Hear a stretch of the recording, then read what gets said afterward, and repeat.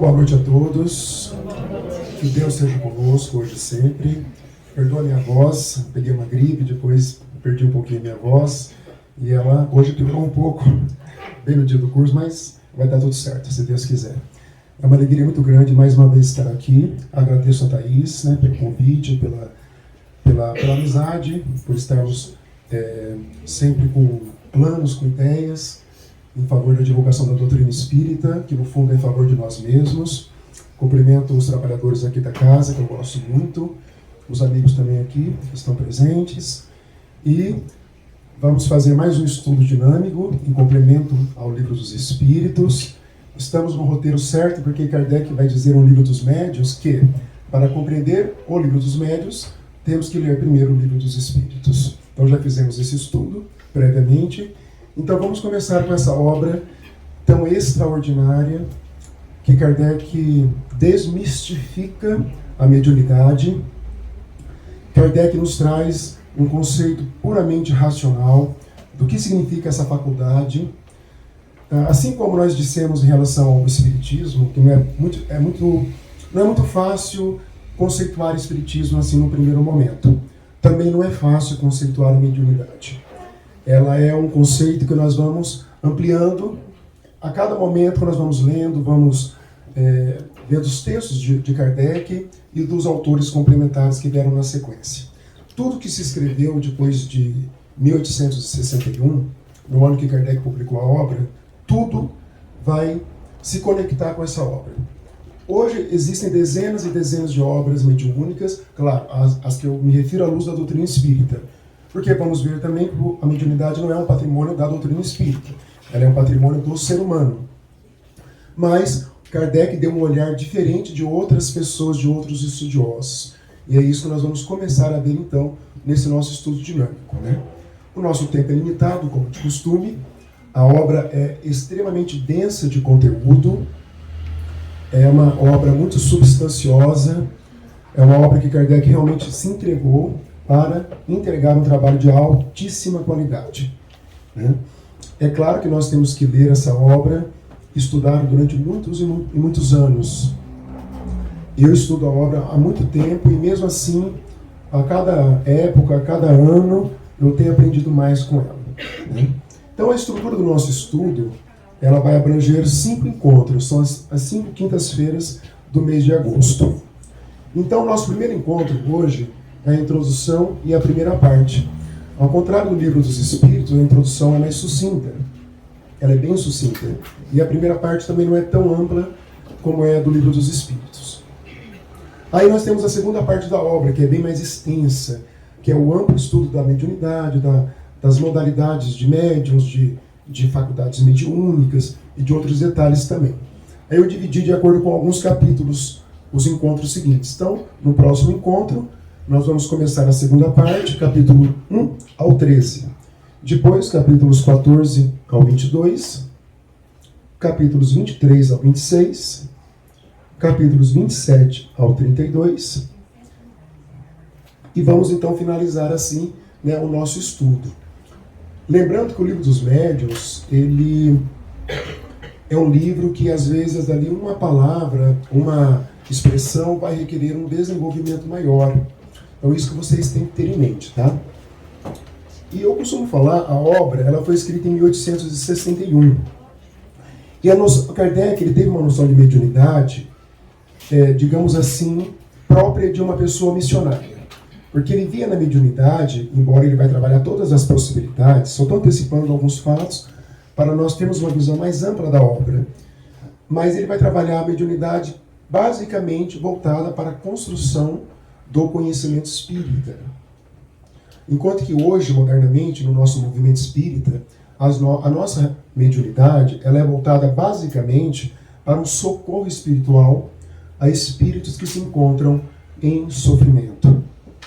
Kardec também fazia esse trabalho de socorro, vamos ver isso, principalmente na obra O Céu e o Inferno. Mas o olhar dele para a mediunidade era um olhar mais voltado para a construção de um conhecimento. Então, consequentemente, muitas partes da obra nós temos que fazer uma ponte do século XIX, onde ela foi escrita, para os séculos XX e século XXI. diferente das outras obras dele que poderemos situar com mais facilidade. Para situar o Livro dos Médiuns na nossa modernidade, requer algumas conexões, algumas pontes. Isso que é muito importante. Qual obra que faz uma excelente conexão ao que eu estou me referindo? Um grupo de estudiosos lá da Mansão do Caminho, do Divaldo Pereira Franco, na Bahia, eles têm um grupo mediúnico muito, vamos dizer, muito dedicado, onde o médium Divaldo seria a grande figura, né? E grande médium de psicografia, né? Grande médium de psicofonia. E alguns estudiosos acabaram ao longo de algumas décadas compilando um vasto material sobre mediunidade. E eu recomendo com muita ênfase o estudo. São 5 obras, na verdade são 8, mas sobre mediunidade são 5, que é essa a equipe do projeto Manuel Filomeno de Miranda. Já ouviram falar?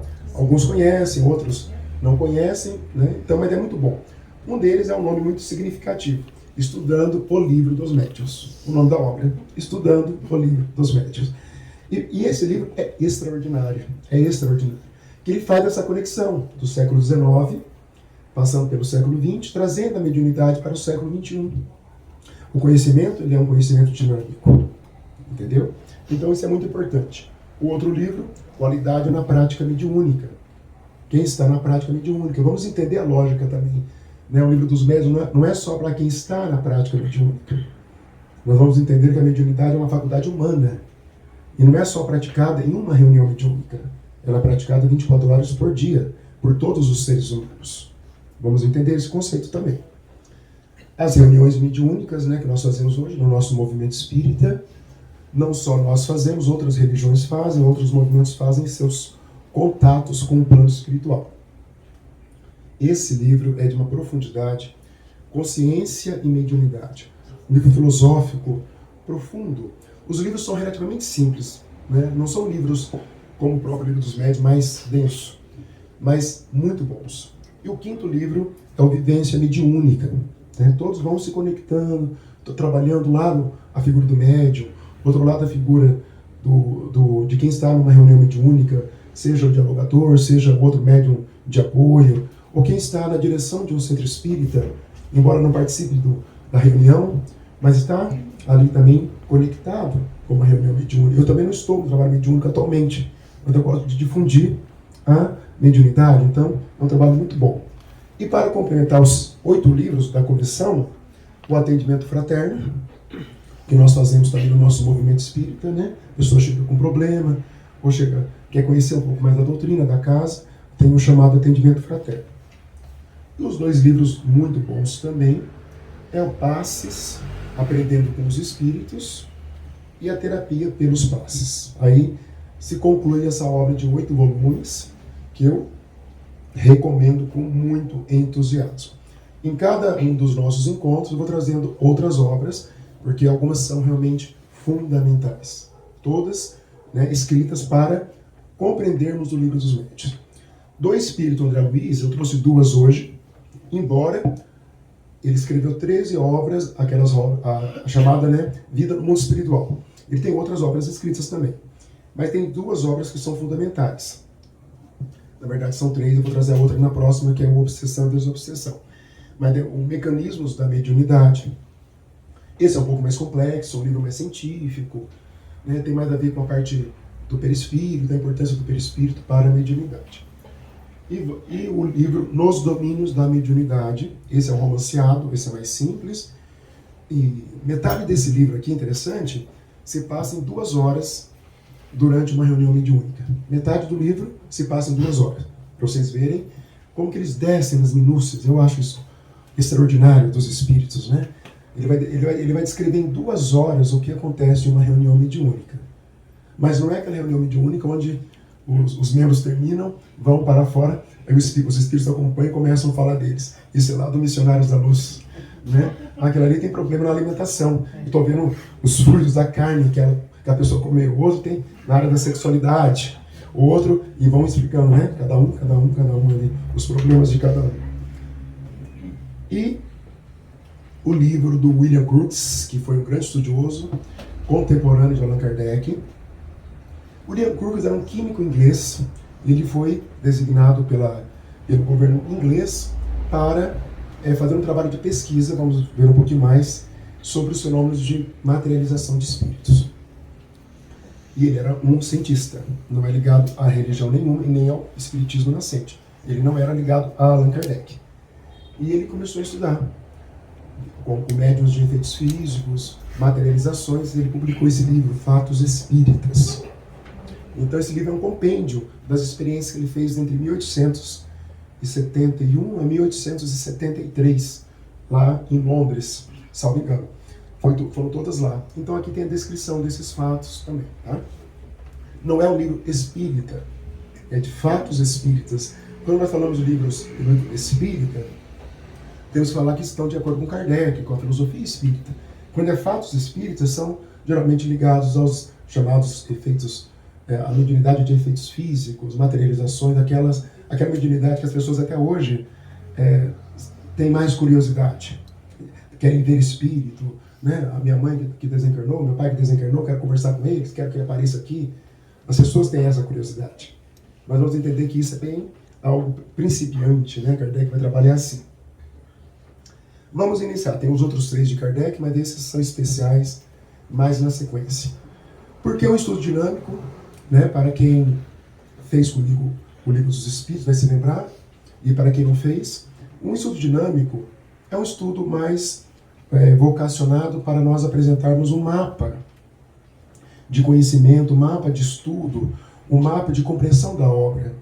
Muitas vezes nós temos trechos da obra, ou vamos a uma palestra, trabalhar um tema, mas nunca nós temos a obra toda. Até no ESG, que é um curso longo, eu fui professor do ESG lá no nosso lar, e também não se dá toda a obra, porque não dá tempo, é muita coisa. É muita coisa, na verdade é muita coisa. Então o estudo, nós vamos ver quando nós vamos ver a obra toda? Em casa, estudando por conta própria. Não tem outro caminho, porque é muito conteúdo. Mas então o estudo dinâmico, nós vamos ver toda a obra, mas um caráter mais, no sentido mais amplo, não no sentido profundo. Aí quando vocês forem estudar o Livro dos Médiuns, terão um embasamento, terão uma conceituação melhor. Né? Então essa é a proposta de um estudo dinâmico. Então, introduzindo de novo, né, quem foi Allan Kardec? Alguns já estão avançados na doutrina espírita, outros estão no meio caminho, por assim dizer, outros estão se aproximando. Allan Kardec, nós sabemos, foi um francês. Ele nasceu numa cidade chamada Lyon, em Paris, lá na França, fica a mais ou menos 400 e poucos quilômetros de Paris, e no ano de 1803, né, em outubro. E ele foi um estudioso, estudou na Suíça, um homem muito voltado para a ciência, para a cultura, para a arte, tudo que era do mundo intelectual da época. Daí ele se formou, foi para Paris, onde ele se casou com a Madame Gabrielle Boudet. Os dois não tiveram filhos, e ele foi sempre dedicado a essa parte de estudos ligados ao ensino médio da época. Ele escreveu livros de gramática francesa, e já com 50 anos de idade, aí sim ele começou a se voltar para os fenômenos chamados mesas girantes. Não vou falar tudo, nós já falamos muito no nosso primeiro estudo. E nesses fenômenos, não só ele, veja, William Crookes, lá na Inglaterra, um pouco depois, Kardec na França, Cesare Lombroso na Itália, né, por exemplo, e muitos outros foram se interessando. Até o Gabriel Bernani, que é um outro escritor espírita, já conhece o francês, Gabriel Bernani, ele fala uma coisa interessante. Todos os estudiosos iam para desmascarar o conceito de mediunidade. Nenhum ia com o objetivo mesmo de estudar com imparcialidade. Não é nem para dizer que é verdade ou se é mentira, mas com imparcialidade. Eles iam geralmente para desmascarar. Richer também fez isso, né? Charles Richer, para desmascarar. Todos tinham esse propósito. Aquele mágico, né? O Dini, ele também tentava desmascarar, né? Na época, né? Século XIX. Kardec ele tem um olhar mais imparcial. Ele era curioso, mas será que é verdade? Será que não é? Aí ele começou a estudar. Ele começou a observar tudo isso, né? Então Kardec foi esse grande pesquisador. Vamos ver um pouco mais sobre ele logo na sequência. O que é o espiritismo? Difícil, né? O Espiritismo, ele é uma doutrina, em primeiro plano, que tem aquele tríplice aspecto. Ele é uma ciência, porque ele estuda, é uma ciência de observação. Estuda pelo espírito, estuda de onde nós vemos, para onde nós iremos. Né? É um estudo feito a partir de informações espirituais.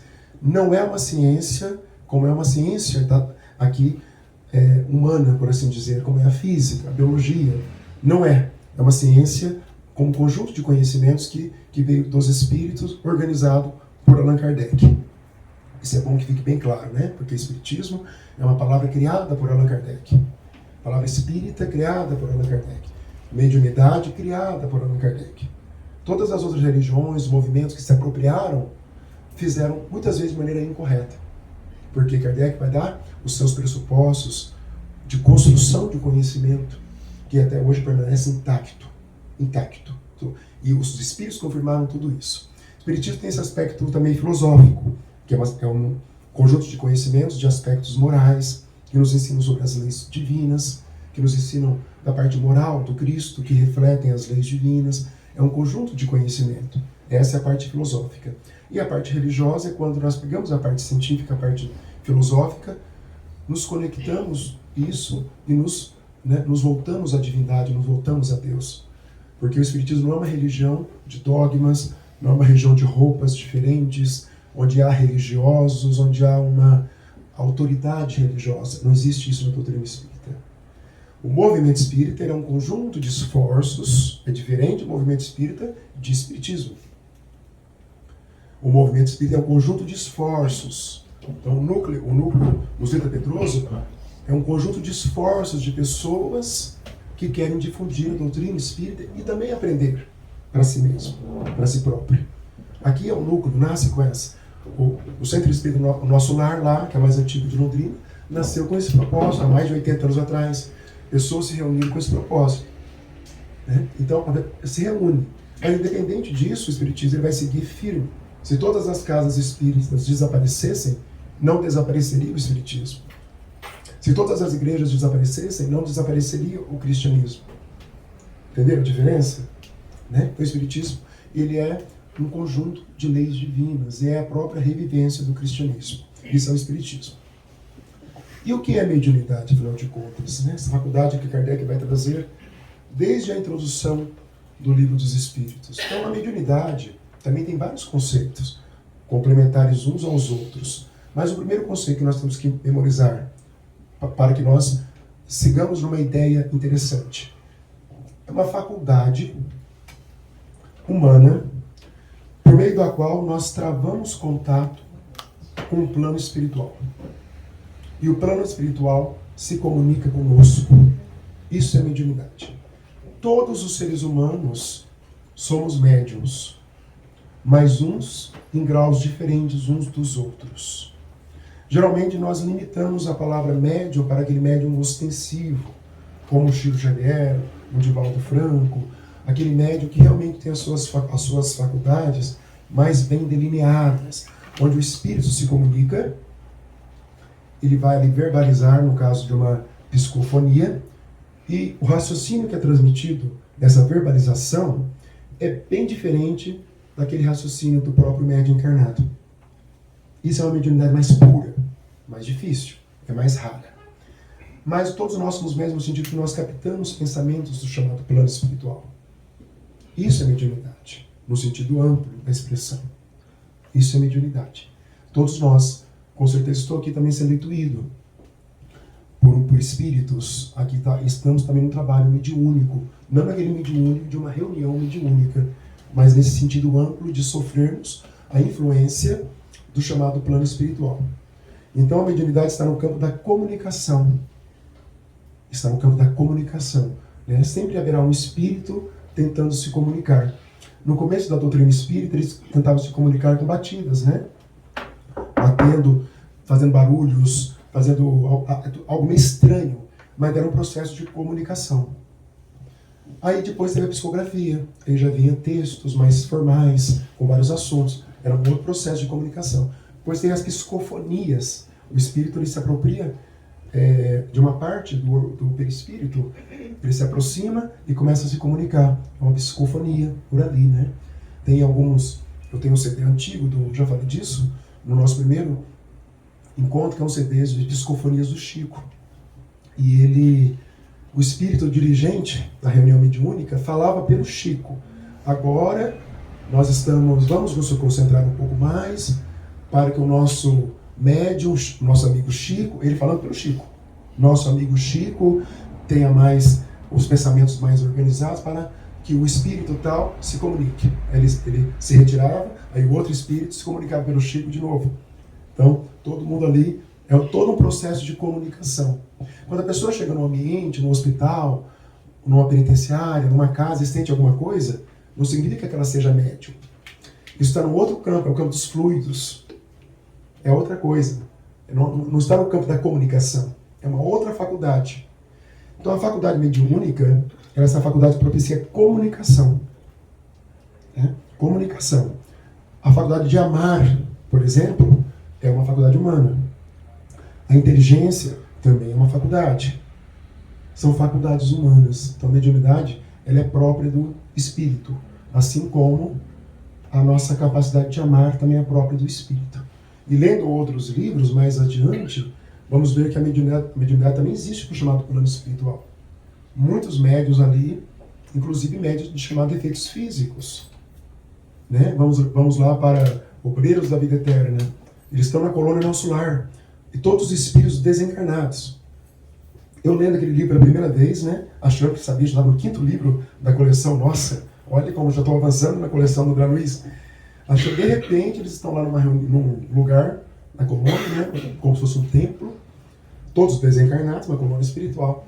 Daí eles vão dizer, hoje vamos receber um espírito, Asclépios, que vem de uma outra cidade espiritual, muito mais avançada, só que ele precisa dos médiuns para poder se fazer presente. Como assim?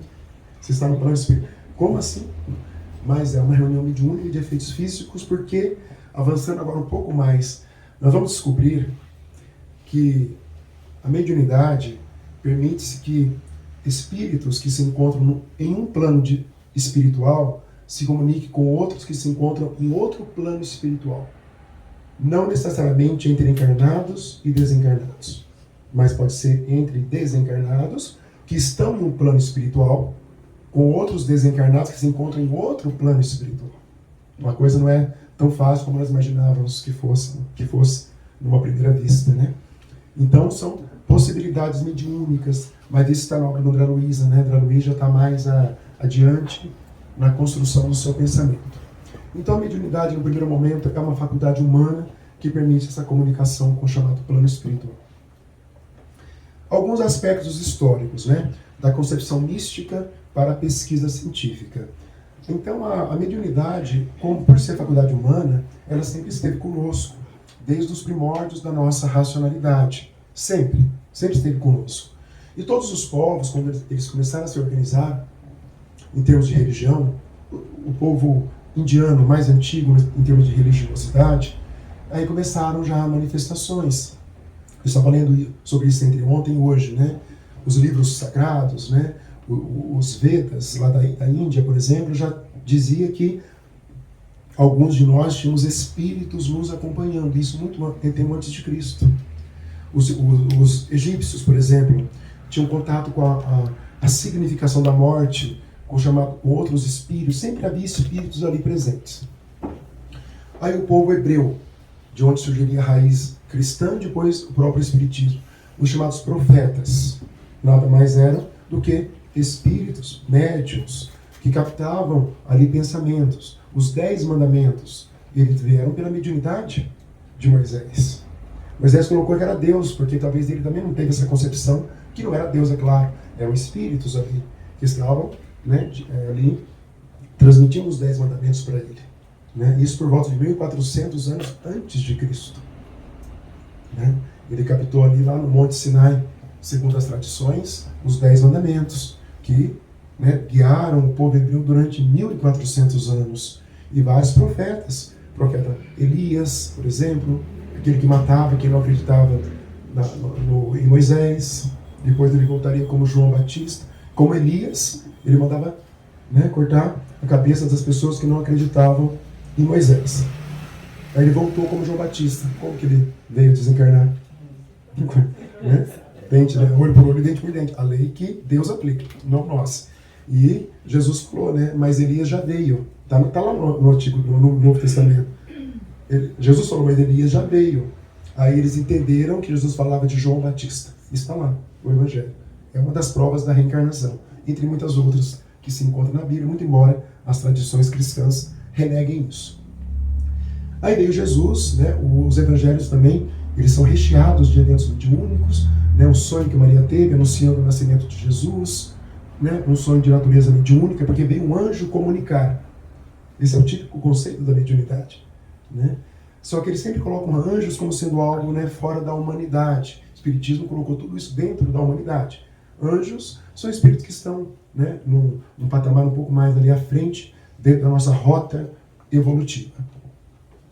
E vários eventos mediúnicos. Jesus não era um médium, como muito se diz, muitos oradores falam isso. Alguns usam uma expressão correta, médium de Deus, no sentido simbólico, né? Que Deus falava por ele para nos ensinar, simbolicamente falando.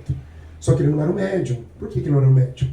Porque ele não havia espíritos ali conduzindo o pensamento de Jesus. Por ele ser um espírito puro já. Nós confundimos, nós no movimento espírita, algumas capacidades espirituais, nós colocamos tudo no cesto da mediunidade. Então Jesus, ele fez, né, o milagre, entre aspas, da conversão o primeiro, né, da água para o vinho, por exemplo. Isso né, Kardec vai explicar isso lá no livro A Gênese, os Milagres das Tradições. Ele alterava ali a substância da água e transformava em vinho, por exemplo. Né? As suas aparições, depois que ele foi crucificado, ele desencarnou, ele teve várias aparições em corpo fluídico e até em corpo físico. Ele até se alimentou de peixe e já estava desencarnado. Não são aparições mediúnicas, e sim uma outra categoria que nós ainda não chegamos num grau de compreensão. Mas Jesus já tinha alcançado isso.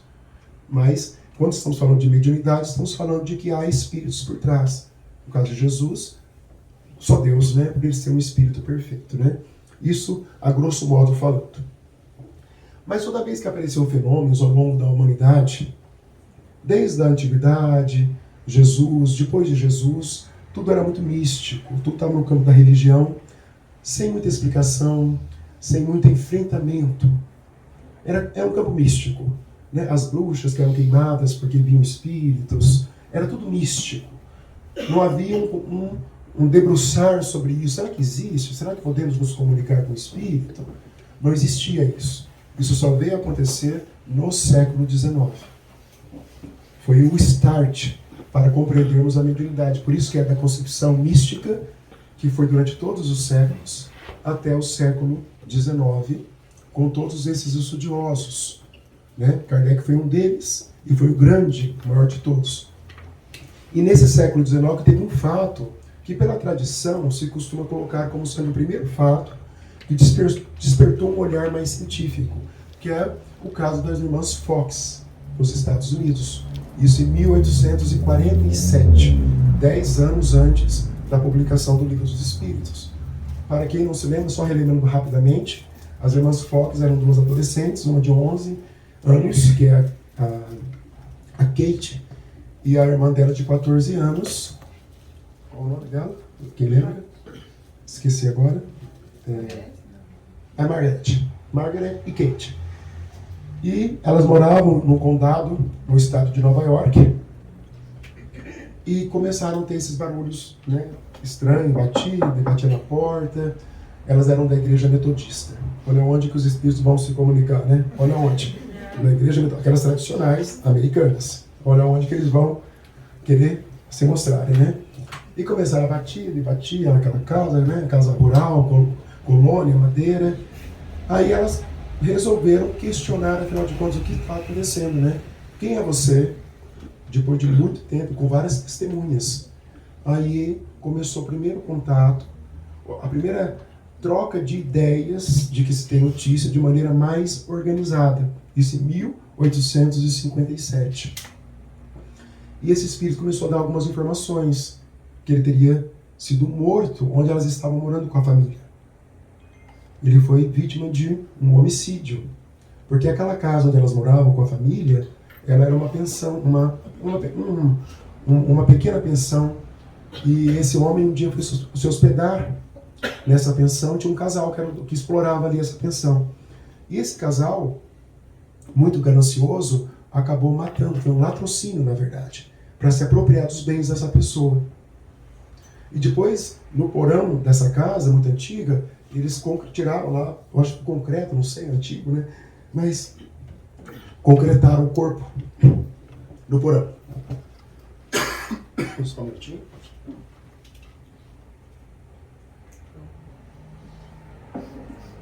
E esse espírito não tinha muita elevação espiritual, né? Ele ficou por lá. Né? É isso que aconteceu. Vocês vão ter que praticar paciência cristã hoje.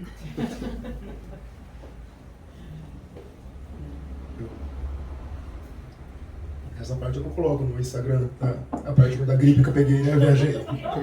Essa eu não coloco. Eu coloco, né? Eu fui para Bariloche no final de semana. Eu tava com um pouquinho de gripe. Falei, o último dia tem que aproveitar ao máximo a viagem. Eu fui subir uma montanha de neve. Neve. Só isso. Não, para tirar a foto com o boneco de neve. Nossa, 3.000 metros, mas neve. Daí tá. Todo feliz e tal. Daí desci, cheguei no hotel. Meu Deus, a dor de cabeça. Na hora, assim, cheguei no hotel, dor de cabeça. Aí começou a gripe, piorou, na verdade, né? Fiquei 4 horas na neve lá, né? E esse é o resultado, né? Aí não há espírito protetor que vá... Não há mediunidade de cura que vai me curar aqui, né? Não adianta, vai me auxiliar. Esse espírito, ele era muito perturbado. Então ele começou a dizer que ele era esse espírito e tal, e elas dialogaram com ele. Esse é o primeiro fato mediúnico, né? Estados Unidos. Aí vamos para a Europa, aí sim começa todo o trabalho extraordinário de grandes estudiosos, muito realmente extraordinário, mas o maior de todos chama-se Allan Kardec, sem sombra de dúvida. Ele fez um estudo aprofundado, vários espíritos, e lançou então, não foi o Livro dos Médiuns, ele lançou Instruções Práticas sobre as Manifestações Espíritas, em 1858. Esse é o primeiro livro, logo depois do Livro dos Espíritos. Esse livro, ele menciona na introdução do Livro dos Médiuns, que é um livro de 1861. Então, esse é o segundo livro de Kardec, na verdade. É um resumo, nada mais um resumo, né, sobre como se comunicar com o plano espiritual. Kardec foi muito criterioso nessa questão de como nós deveremos ou poderemos nos comunicar com o plano espiritual. Ele foi muito criterioso com isso. Ele teve muita preocupação. E foi tanta preocupação dele que ele disse que esse livro não seria mais editado, ainda bem que guardaram uma cópia para poder editar, né? Que não seria mais editado porque não estava satisfazendo aos objetivos. Olha como ele era criterioso. Aí sim, ele ia publicar finalmente o Livro dos Médiuns, né? Em 1861. Então esse é um livro realmente, né, com todas as suas alterações. Mas tem um outro livro pouco conhecido dos espíritas, é um livro assim, um libreto mesmo. Ele publicou em 1864, no mesmo ano do Evangelho segundo o Espiritismo, que é o terceiro livro. Resumo da Lei dos Fenômenos Espíritas. Mais um livro que ele teve preocupação de quem está ali querendo se comunicar com espíritos. É um resuminho do livro dos médiuns, né? Então são uma tríade aqui desses livros, né? Aí o nome da obra, né? O título inteiro, né, da obra, que vamos entender também esse título, né? O Livro dos Médiuns, ou Guia dos Médiuns e dos Evocadores. Que nome, né? Causa medo esse nome, né? Você está lendo o Guia dos Evocadores? Você chega em casa e fala, estou lendo o Guia dos Evocadores, né? Vou colocar lá no story do Instagram, né? Guia dos Evocadores. Mas por que evocação, né? Vamos entender.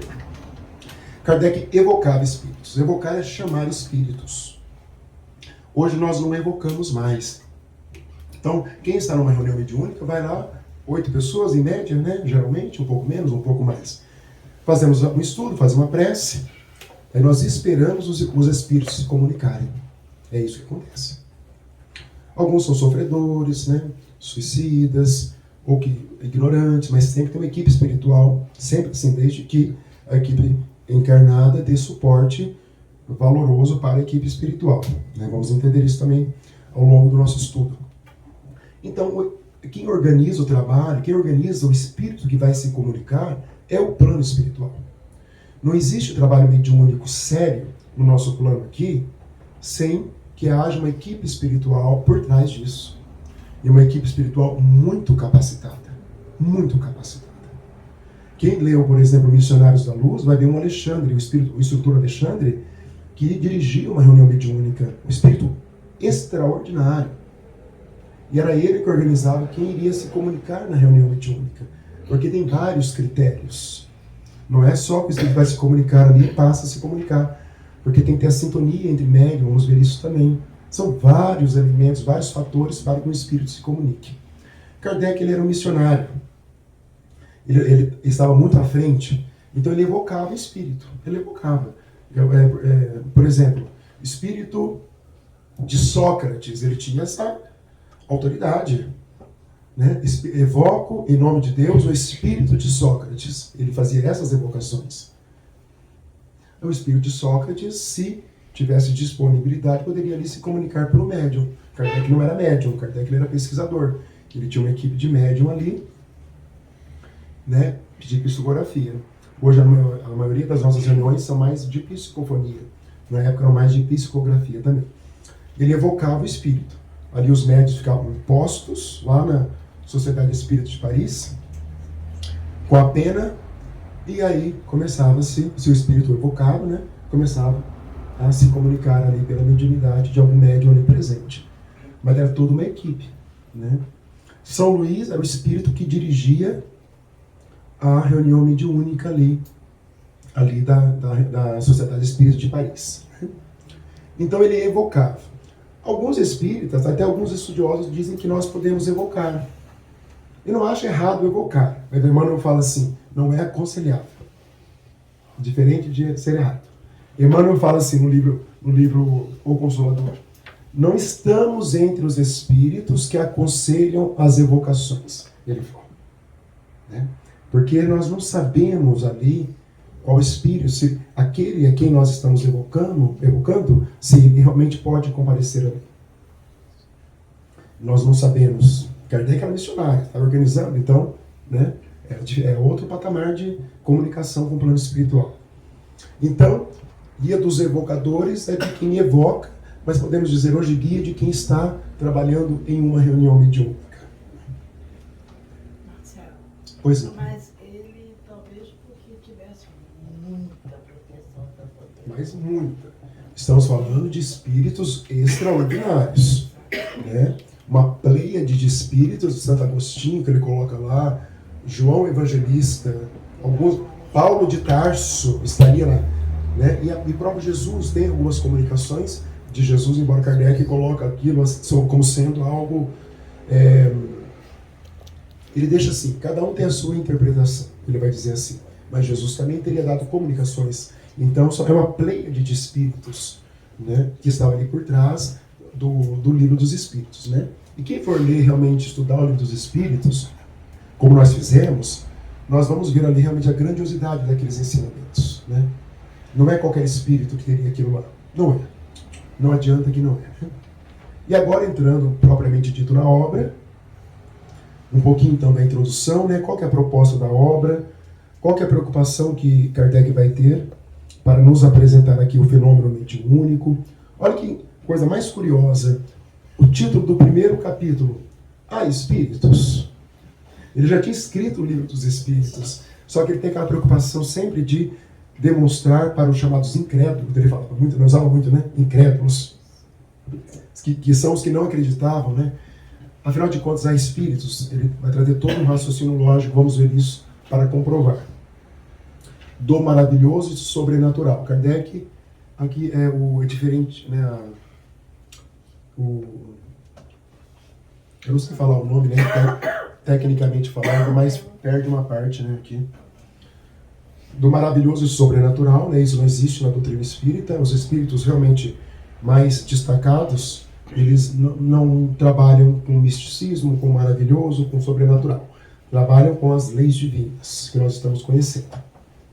Do método, vamos entender o método para compreendermos a doutrina espírita e dos sistemas que tentam explicar os fenômenos chamados fenômenos espíritas. Então vamos ver tudo isso hoje ainda, que é a primeira parte, né? Então a introdução propriamente dita. Alguém tem alguma dúvida antes de começarmos? Não? Se quiserem podem perguntar, fazer alguma observação, não tem problema. Tá bom? O assunto ele, né, é um assunto mais, digamos assim, mais amplo, né, mais polêmico em alguns momentos. Então diz lá Kardec, na introdução: todos os dias a experiência nos traz a confirmação de que as dificuldades e os desenganos com que muitos topam na prática do espiritismo se originam da ignorância dos princípios desta ciência. Todo mundo que está numa reunião mediúnica vai ter dificuldade se não estudar a doutrina espírita. É isso que ele quer dizer. Né? Quando fala prática do espiritismo, nessa época, está falando de reuniões mediúnicas, reuniões de contato com um plano espiritual. Que antigamente falava-se sessão espírita, hoje essa denominação não se usa mais. Reunião espírita, hoje é reunião mediúnica. Então, ele constatou que muitas pessoas têm essas dificuldades, então, né, esses desenganos. Então, o objetivo da obra consiste em indicar os meios de desenvolvimento da faculdade mediúnica, tanto quanto o permitam as disposições de cada um. Por quê? Porque a faculdade mediúnica, ela pode ser, sim, melhorada, e deve, não pode ser, ela deve, para quem tem essa faculdade mais bem delineada, chamados médiuns ostensivos, eles encarnam esses médiuns com esse dever. Eu não uso a palavra missão, porque a palavra missão é para espíritos realmente de escola, né? Eu trabalho com a palavra dever. Então, eles trabalham com esse dever de melhorar a sua faculdade mediúnica. E ela é melhorada por dois caminhos necessários e caminhos que vão se juntar. É o caminho da evolução espiritual, né, da auto-evangelização. Esse é o primeiro caminho. É o caminho que o Chico soube trilhar de maneira brilhante. Brilhante. A auto-evangelização, de sujeitar, né, o seu comportamento à proposta cristã. Então esse é o primeiro roteiro do médium. E o segundo é ele entregar-se, né, em favor dos espíritos em uma reunião mediúnica, os espíritos superiores, né? Essa é a faculdade mediúnica, né? Então ele vai desenvolver. Mas aqueles que não têm de forma ostensiva, né, não vai conseguir ter, não vai alcançar um grau supremo dessa faculdade, porque não está nos seus caminhos evolutivos. Agora eu me refiro àquela faculdade no conceito estrito mesmo, o médium, chamado médium ostensivo. Mas todos nós podemos melhorar, claro, né, a nossa sintonia espiritual. É nosso dever isso. Então, o livro dos médiuns é um guia para isso, né, para tudo isso. E, sobretudo, dirigir-lhe o emprego de modo útil, quando ela exista. Né? O emprego da mediunidade. Kardec vai ter muito cuidado, muita cautela, muita preocupação em dar realmente, né, um correto emprego nessa faculdade mediúnica. Muitos médiuns que até tiveram uma participação dentro do movimento espírita, escreveram livros extraordinários, com qualidade, acabaram indo para outros caminhos, ligados talvez a ganhos, né, financeiros, né? Não vou citar nome que não vem a caso, mas o livro tem essa preocupação de colocar o médium sempre no seu caminho, né? Porque a faculdade mediúnica, ela não pode ter nenhum tipo de retribuição. Nada. Nada. Ela deve ser entregue tal qual ela foi entregue para, né, cada um de nós. De maneira mais pura possível. O exemplo máximo sempre será Chico Xavier. Ele soube entregar-se de maneira muito interessante para a faculdade mediúnica dele, né? Muito, muito. Então ele teve essa noção. E realmente o livro dos médiuns tem esse propósito. Mas a obra não se dirige somente a médiuns, né? De par com os médiuns propriamente ditos, há a crescer diariamente uma multidão de pessoas que se ocupam com as manifestações espíritas, como nós aqui, né? Guiá-las nas suas observações, assinalar-lhes os obstáculos que podem e hão de necessariamente encontrar, lidando com uma nova ordem de coisas, iniciá-las na maneira de confabularem com os espíritos, indicar-lhes os meios de conseguirem boas comunicações, tal círculo que temos de abranger, sob pena de fazermos trabalho incompleto. Então, o propósito do codificador é entregar um conjunto de ideias, um conjunto de propósitos, para que todos nós compreendamos o que realmente é uma reunião mediúnica, o que realmente é um contato com o plano espiritual, qual é a finalidade de nós entrarmos em contato com o plano espiritual. A partir do momento que nós temos a certeza de que nós somos espíritos encarnados, que nós tivemos outras existências, estamos no curso de uma existência e iremos ter outras, é fácil perceber que uma reunião mediúnica é a coisa mais singela, simples e natural que pode existir. Por mais que muitas vezes nós ainda do movimento espírita enxerguemos as reuniões mediúnicas com um certo ainda medo, misticismo ou desconhecimento, quando na verdade é algo totalmente dentro da normalidade. É claro que para termos boas comunicações, bons espíritos se comunicando, existe uma série de roteiros a serem percorridos, né? E também essa é a grande proposta da obra. Não é só pegar 8 pessoas, sentarem e tentarem se comunicar com espíritos. Com certeza pode haver comunicações, mas não serão boas comunicações. Porque espíritos existem de todas as ordens. E todos eles podem se comunicar. Agora, a maneira, né, de como nós fazemos, o que nós queremos com isso, isso cabe a nós.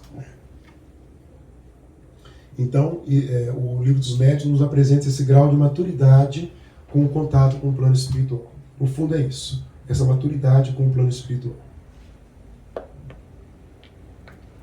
Sobre um livro resumido a respeito da mediunidade. De muitas dificuldades se mostra insada a prática do espiritismo, e nem sempre isenta de inconvenientes, a que só o estudo sério e completo pode obviar, pode impedir. Existem muitas dificuldades na prática mediúnica, muitas dificuldades na compreensão da mediunidade.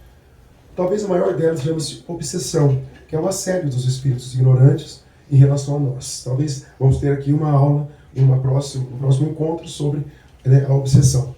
E é tão grave a obsessão que Kardec trabalhou esse tema no Livro dos Médiuns. Né? Obsessão é quando um espírito ignorante, um espírito inclinado para o mal, tenta nos desviar do bom caminho, no sentido bem simples da expressão.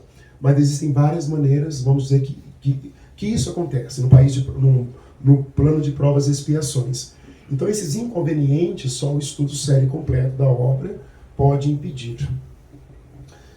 Às vezes nós não gostamos de estudar, né? Infelizmente, muitas pessoas não gostam, colocam outras obrigações à frente, ou muito cansaço, ou tem família, tem filhos. Eu compreendo tudo isso, e realmente são desafios na vida. Mas quem está em trabalho mediúnico, quem está no movimento espírita, vai ter que ter um tempo de estudo. Isso é fundamental.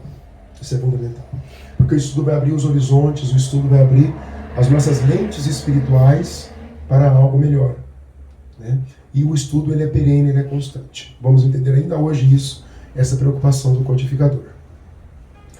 Dirigimos-nos aos que veem o Espiritismo um objetivo sério, que é a nossa reforma moral, que é a nossa auto-evangelização. Essa é a finalidade do Espiritismo. Que lhe compreendem toda a gravidade e não fazem das comunicações com o mundo invisível um passatempo. Aí ele vai falar da obra, que eu já falei hoje, né, da instrução prática, que ele abandonou para poder escrever o livro dos Médiuns. E para a opinião errônea de grande número de pessoas, muito mais do que se pensa, tem contribuído a ignorância e a leviandade de vários médiuns. Muitos médiuns que não estudam, que não têm preocupação com a sua reforma moral, o que eles vão contribuir? Para que haja um número maior de pessoas ignorantes, ou até eles vão acabando levando uma imagem ruim da doutrina espírita. E hoje a internet ela está ali cheia de pessoas que se dizem espíritas, que na verdade tem muito pouco de espiritismo. Tem canais no YouTube que tem o nome espírita ali. e que tem pouquíssimo de espiritismo. Eu vou assistindo para poder fazer um filtro. Eu fico estarrecido com o que é difundido como sendo algo espírita. E não é.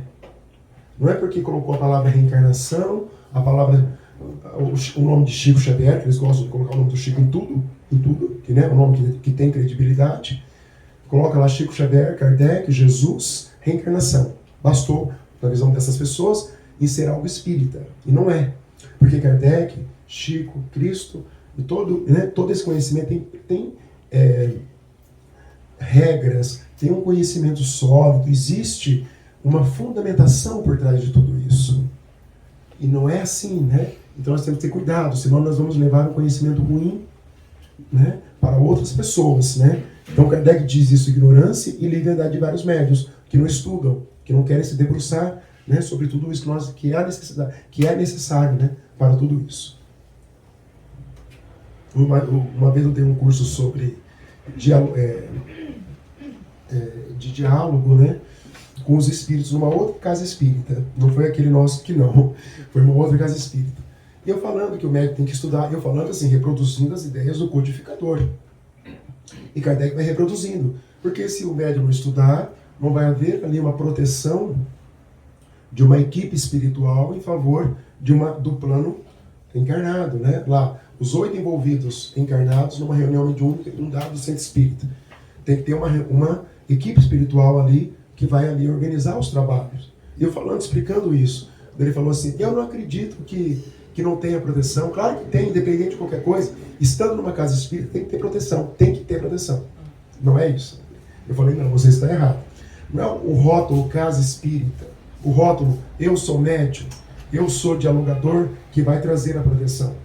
É o nosso comportamento, é o nosso pensar, é o nosso agir, o que nós fazemos em casa, no trabalho, o que nós difundimos na internet, o que nós cultivamos dentro do nosso coração, qual o nosso esforço na prática cristã. É isso que vai trazer a proteção dos espíritos. É exatamente isso. E sem isso não há proteção espiritual. É isso que Kardec quis dizer. Senão nós ficaremos aí à mercê de espíritos inferiores. Né? De espíritos inferiores, que vão se apresentar como sendo espíritos superiores.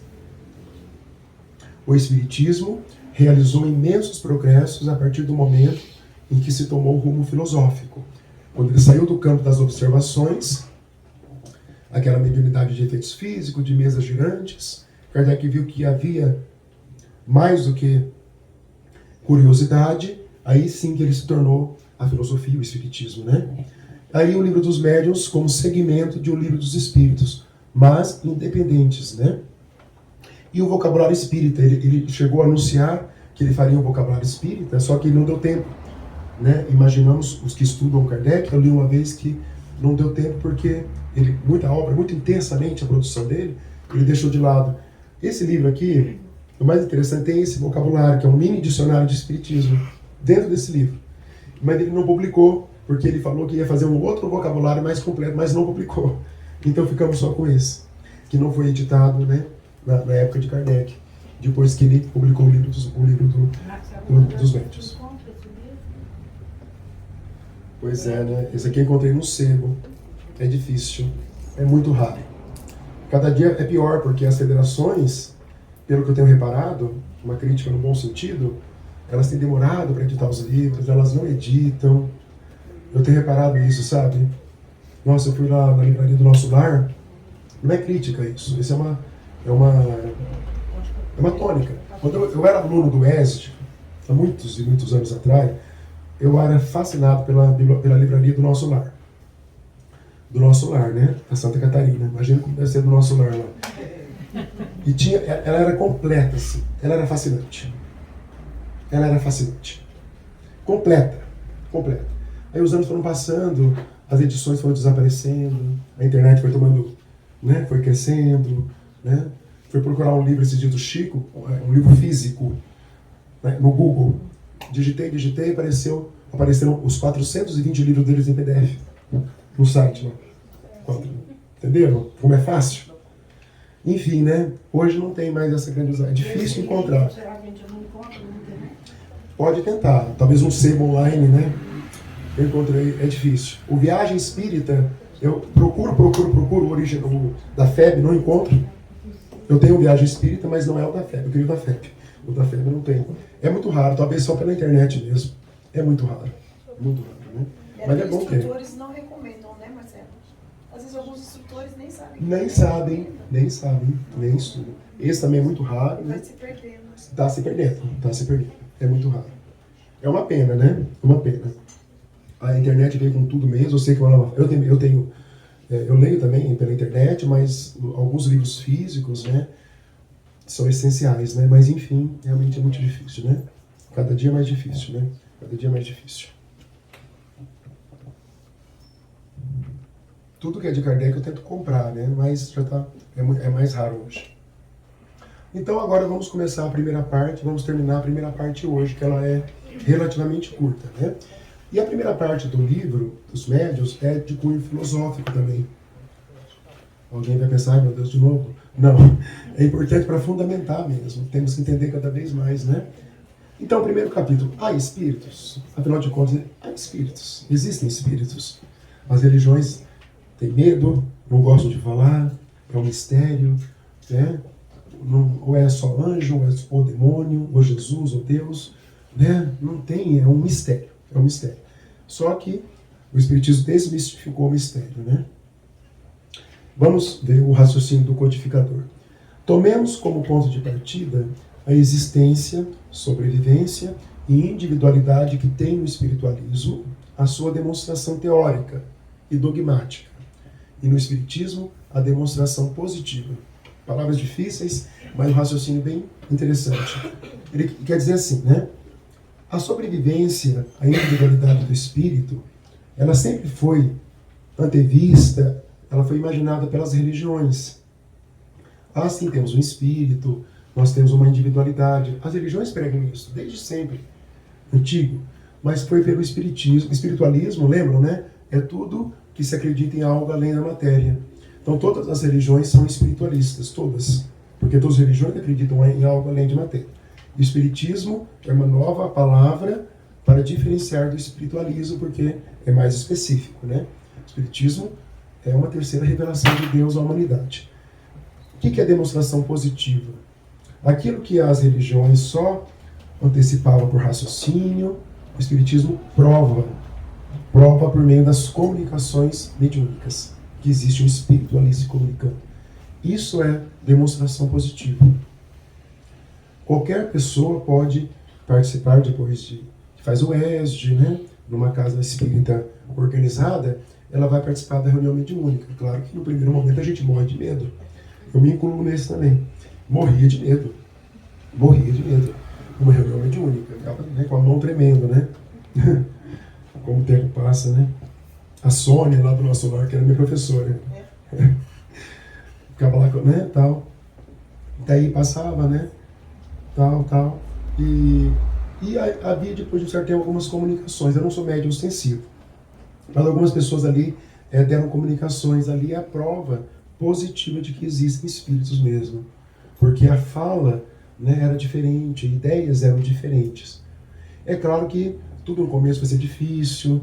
Muitas vezes, até hoje, quem é médium, até médios mais antigos, pensam que em algumas reuniões mediúnicas tenham dificuldade de saber se aquilo realmente é de espírito ou é anímico. Isso vai acontecer. É só com o tempo para que o médium se dedique. Quanto ele mais se dedicar, né, naquilo que nós falamos, na sua autoiluminação, na sua dedicação, na sua vontade de crescer enquanto espírito, de evoluir, mais ele vai se tornando um bom médium. É nesse caminho que ele deve percorrer. Isso demanda muitos anos, né? Mas pode acontecer. Né? Antes de eu me tornar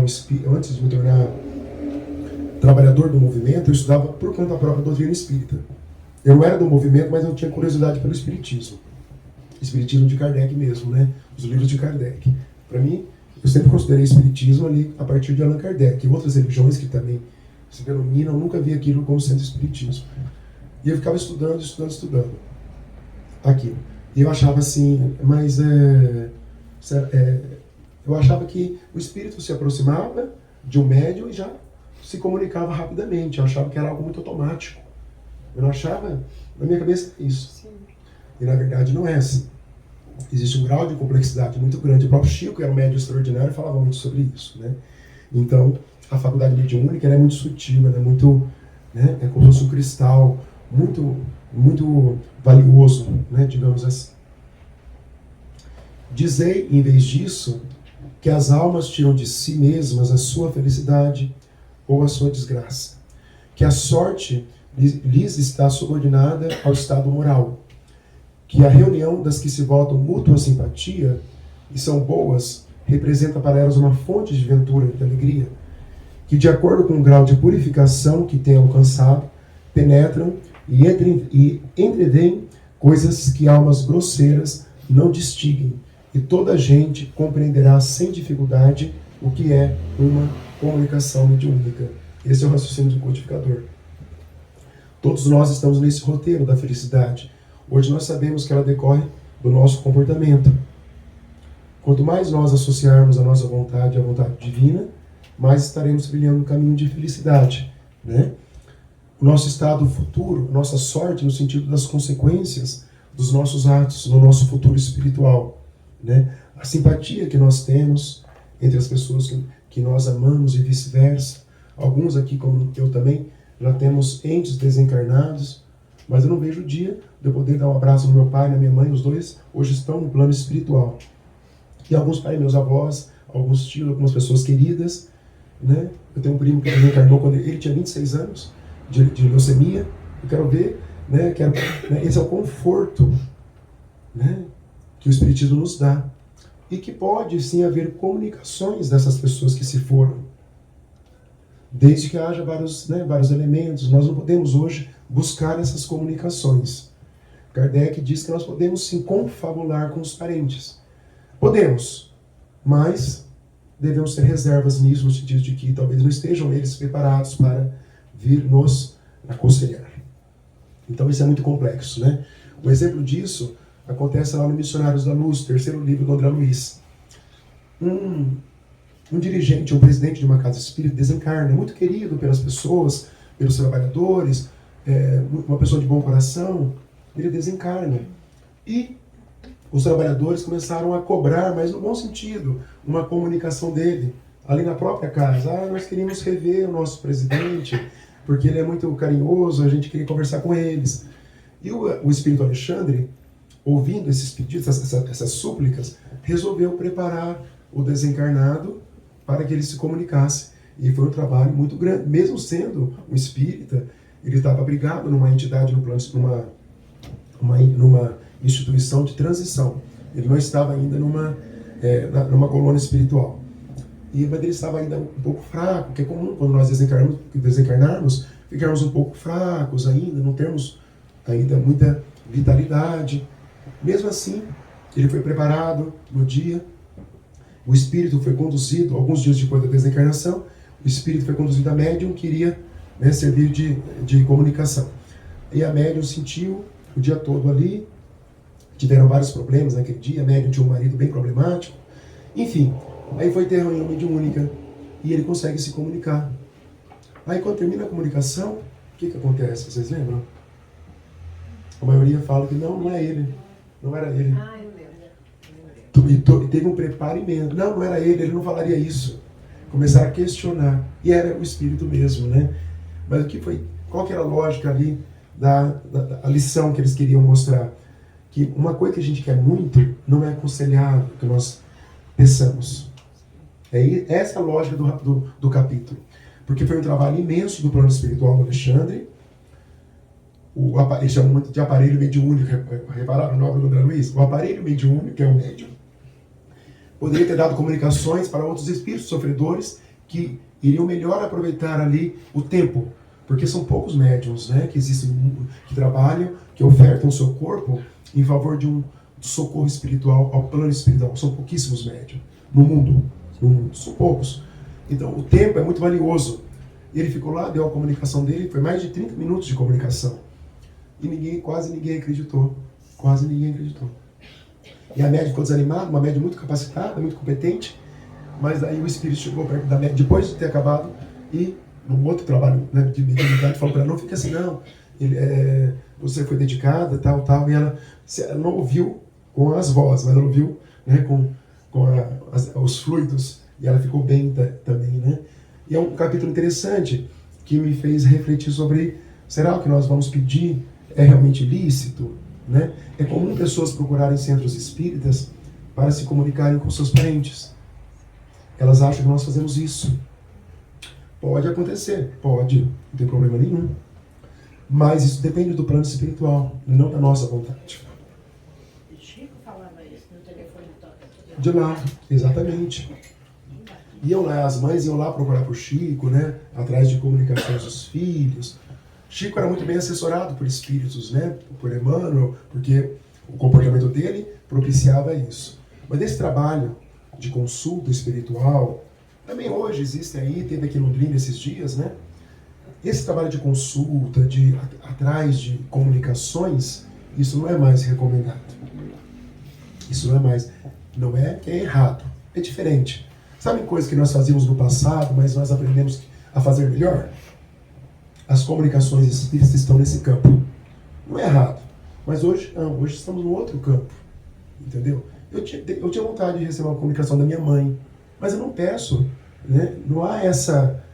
Não é algo que vai me acrescentar, considerando o conhecimento espírita que existe. Minha mãe pode estar no hospital, se recuperando, por exemplo. Ela pode se sentir aflita. Tem muitos casos que a família quer se comunicar e a pessoa fica aflita. Esse é no nosso lar. Nós falamos disso no nosso primeiro encontro. O espírito estava lá, se convalescendo no hospital lá da colônia e começou a sentir uma espécie de delírios. Aí o Jerônimo chega e fala, o que aconteceu? Acho que é o Antônio, não lembro o nome dele. Os parentes dele ficam mandando pensamentos de que queria... pensamentos no sentido de que não estão conformados com a desencarnação dele. Por que ele se foi? Por que não está aqui? Não sei o quê. Era uma pessoa tão boa, ele sentiu isso no plano espiritual. Porque não é um espírito ainda preparado, né? Aí o Jerônimo, o espírito instrutor, falou, eu vou preparar então mais dificuldades, mais problemas para que a família esqueça dele, né? Isso é do nosso lar. Marcelo, não foi André Luiz que levou tempo que ele queria se comunicar? E Muito tempo. Não é a hora. Não é a hora. Ele, mais de um ano. Um ano depois que ele chegou na colônia. Foram quase 9 anos no Umbral e mais um ano. Ali foram quase 10 anos para ele voltar e ver a mulher dele com outro homem. Para ele sofrer, né, quando ele viu. E ele era avisado, não vai. E outra coisa, quando nós desencarnarmos, não peçam nada. Pode pedir pode. Mas se o Espírito falar assim, não vá, não, eu não aconselho. Já aproveita e fala, tudo bem. Porque quando acontecer, porque se acontecer, né, vai ser uma coisa traumática, né? Porque ele sempre, né? Mas depois ele viu, era bonita essa parte. Depois ele fala assim, eu vi que a Zélia, que é a esposa dele, a Zélia era minha irmã. Ele falou, não é mais a minha esposa. É linda, bem bonita, bem cristão. Ela não é mais da minha esposa, né? É minha irmã em Deus, né? E o marido dela, que é outro médico também, chega a voltar para o Umbral, né? Ele fica meio perturbado, né? No filme exageraram um pouco, né? Nessa perturbação, que ele pede auxílio da Narcisa. Ele fica meio assim, a Narcisa capta o pensamento dele e ela sai lá da colônia e vai. O que é, André Luiz, né? É a parte finalzinha, né? Mas depois ele já fica lá uma semana, se não me engano, depois ele volta para a colônia e ele é recebido como cidadão. Lembra disso? Todo mundo estava lá, cidadão de nosso lar, né? Mas é difícil, foram 10 anos no caso dele, né? Memórias de um suicida tem casos também que ele comete suicídio, mas não é o principal, que é o Camilo Castelo Branco. É outro personagem e ele quer voltar para ver a filha dele, a Margaridinha. É Margaridinha. Aí a Margaridinha se tornou prostituta. Aí ele volta para a colônia, ele já era suicida, vejam vocês. Que é aquele mais tenebroso desse caso, né? Que ele cometeu dele. Nossa, dele é tenebroso demais. Porque ele matou a amante dele, degolada, e se matou na cena do homicídio e suicídio, na mesma cena. Aí ele deixou 4 filhos. Aí ele quer voltar em espírito para ver como que estão os 4. Os 4 acabaram tendo uma vida ali desvirtuada. E ele viu que ele foi, vamos dizer, o coautor da desgraça dos filhos. E quando ele se dá conta que ele cometeu o suicídio, cometeu o homicídio e deixou a família dele no desamparo, aí que ele entra num total desequilíbrio. Aí ele retorna para lá e de lá ele vai para como se fosse uma... Tem um nome específico, eu não vou lembrar, mas é como se fosse um hospício, uma coisa assim, dentro do plano, lá no plano espiritual. Ele é separado, uma ala separada.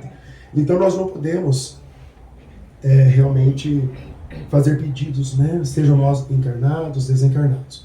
Devemos o quê? Trabalhar na nossa auto-evangelização, conhecer a doutrina espírita, de quem é espírita, praticar a doutrina espírita, desenvolver as virtudes, ser uma boa pessoa em todos os setores da vida. Fazendo isso, o nosso caminho já está sendo trilhado. O que vier do plano espiritual é um plus, né? Isso é um plus. Na primeira reunião mediúnica que eu participei também, no nosso lar também, aí já foi como trabalhador, não foi como no ESD. Teve uma comunicação de uma trabalhadora, eu não conheci porque era a minha primeira reunião, e ela desencarnou também, foi bem rápido assim. Eu não sei quem é essa pessoa, porque eu não conheci, só conheci como espírito, né? E ela se comunicou, mas ela veio só dar porque ela deu um câncer muito agressivo, assim, em torno de 10 dias entre a descoberta e a desencarnação. Uma agressividade, né, muito grande. Se não me engano, foi isso. E ela ela não se despediu dos colegas de tantos anos de trabalho da reunião mediúnica. Eu achei muito bonito, mas ninguém... Aí começou a reunião mediúnica, aí ela começou a dar uma comunicação. E ela falou, vinha me despedir agora, né? Já estou num lugar um pouco melhor. Ela veio confortar e se despedir dos amigos dela lá do nosso lar, do Centro Espírita do nosso lar. Eu achei aquilo bem extraordinário, né? Então pode acontecer. Ela com certeza no pedido dela e ao mesmo tempo para os encarnados ali, os amigos encarnados, né? Então isso pode acontecer também. A reunião mediúnica hoje não é só para socorro espiritual, mas é para, como diz Kardec, confabulações dentro do que a espiritualidade nos permite. Dizei mais que as almas não atingem o grau supremo, senão pelos esforços que façam por se melhorarem, e depois de uma série de provas adequadas à sua purificação. Que os anjos são almas que galgaram o último grau da escala. Kardec está tentando convencer, né, de que existem espíritos. Dizei finalmente que os demônios são simplesmente as almas dos maus, ainda não purificadas, mas que podem, como as outras, ascender ao mais alto cume da perfeição. Essa é a tese, né, o conhecimento cristão à luz da doutrina espírita. Então, os chamados anjos nada mais são do que espíritos mais à frente. E os demônios, né, nessa denominação antiga ainda, são espíritos ainda que estão em conflito com as leis divinas. Aí tendes o que é a mais severa razão, a mais rigorosa lógica, o bom senso, em suma, pode admitir. Kardec trabalha sempre essa ideia de bom senso nessa questão da existência dos espíritos. Resta agora a questão de saber se o espírito pode comunicar-se com o homem, isto é, se pode com este trocar ideias. Depois que sabemos de tudo aquilo, ele pode vir aqui e trazer um conhecimento, uma informação, pedir algum favor quando é um espírito sofredor? Por que não poderia? Né? Que é o homem senão um espírito aprisionado num corpo? Né? Ele vai jogando vários raciocínios, várias perguntas, indagações. Se nós somos espíritos, aquele que se foi não pode retornar e usar temporariamente de um corpo para se comunicar? Porque a lógica da mediunidade está justamente nesse ponto. Os espíritos não têm um corpo físico. Então eles precisam de um corpo físico para se comunicarem. Essa é a lógica. Essa é a lógica. Na mediunidade de efeitos físicos, eles fazem barulhos, eles balançam alguns, mas eles usam, né, dos chamados fluidos que o médium vai fornecer, mesmo que eles não saibam disso. Porque pelo conhecimento espírita, meus amigos, um espírito jamais movimenta um objeto sem a presença de um médium. Dentro do conhecimento espírita, isso não pode acontecer. Não existe comunicação espírita sem presença de médium. Aquelas comunicações que a gente você deve ter visto, né, pelo rádio, já viram isso? Né, por transmissão, né? Sem médium não há comunicação. Alguns, se houve a comunicação, se não houve, né, algum tipo de montagem, se houve espírito, é porque há médium ali. A doutrina espírita tem, né, esse pressuposto. O pensamento é um dos atributos do espírito. A possibilidade que eles têm de atuar sobre a matéria, de nos impressionar os sentidos e, por conseguinte, de nos transmitir seus pensamentos, resulta, se assim nos podemos exprimir, da constituição fisiológica que lhes é própria. Logo, nada há de sobrenatural neste fato, nem de maravilhoso, né, no fato que é a comunicação espírita, a comunicação mediúnica. Então não há nenhum problema nisso. Não está fora das leis divinas. Está dentro de leis que nós não tínhamos conhecimento, embora elas sempre existiram. Nós passamos a ter um conhecimento mais aprimorado justamente com o livro dos médiuns, né, a partir de 1861. Emmanuel fala de maneira muito bonita que a humanidade foi digna das comunicações espirituais no dia de Pentecostes, naquele dia que os apóstolos falavam em vários idiomas, porque havia várias pessoas ali em Jerusalém, de vários lugares diferentes, e eles começaram a falar em vários idiomas, difundindo o cristianismo. E essas pessoas entendiam. Esse é o dia de Pentecostes. Mas para nós espíritas é um dia de várias comunicações mediúnicas. Porque espíritos estavam falando. Existe uma faculdade mediúnica, vamos ver isso logo adiante, que permite que o médium fale em outro idioma. É raro, mas pode acontecer. Né? Foi na França, o Congresso Espírita Mundial foi em Paris, foi em 2010, foi no Brasil, né? Foi na França, foi em 2012. Mas teve uma comunicação muito singular, muito única, difícil de acontecer. Eu tenho esse DVD em casa, né? O Raul Teixeira, né? O nosso grande orador, né? Que hoje não pode mais nos abrilhantar, né? Com a fala dele, né? Fala maravilhosa do Raul Teixeira. Mas ele estava dando uma palestra lá em Paris. Enquanto ele estava dando a palestra, o Divaldo estava sentado numa mesa e estava escrevendo, psicografando. E ele falando, normal. O Divaldo lá. E a câmera filmava o Divaldo, né? Quando terminou, essa mensagem era em francês. Mas o Divaldo não fala francês, não entende francês. Só que era, pasmem vocês, francês invertido. Para ler a mensagem, tinha que colocar no espelho. E quem editou foi Leon Denis. Foi o espírito Leon Denis, um dos maiores estudiosos da doutrina espírita ali, logo depois de Kardec. Ele editou a mensagem em francês invertido. É muito raro, é muito difícil, é um evento extraordinário. Mas é uma faculdade mediúnica do médium Divaldo Pereira Franco. Né? Essa é a lógica. Oi, pois não. Eu era de igreja católica. Sim. No grupo de jovens católicos, era uma coisa muito comum todo mundo falar em línguas. Eles até ensinavam como você falar em língua. Então, provavelmente, eu sempre tive essa dúvida. Será que era realmente verdade ou era uma coisa... Tem que ver o que é o teor da mensagem, né? Eu não tinha uma mensagem. Realmente era tipo assim, quando você não tem mais o que falar para rezar, deixe Deus te conduzir. Nós chamamos isso de mediunismo e não de mediunidade. Não tem um roteiro, não tem um critério, não tem um direcionamento. Então são fatos mediúnicos, mas não mediunidade, mediunismo, entendeu? Pode ser que seja só alguma comunicação, mas nada com profundidade, né? E imagino que vocês imaginaram, na época você imaginava que era o Espírito Santo, imagina? Que era o fogo do Espírito Santo. O fogo do Espírito Santo, Os evangelhos também falam isso, né? Tem hoje, né? Falando, só abrindo parênteses, né? Tem células no movimento carismático da Igreja Católica, tem células no movimento evangélico, tem o dia do Espírito Santo, né? Já viram isso? Que tem mensagens, mas é o Espírito Santo, que é uma entidade que não é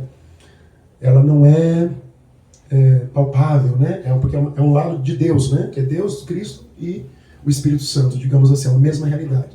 Mas existem, só que eles não chamam como nós espíritas, né? Para nós, o espírito que se comunica é um espírito, que tem uma individualidade, que teve um corpo um dia, que foi aqui da Terra ou de outro planeta, né? Então existe um raciocínio, né? Mas quando é algo que não tem um critério, né?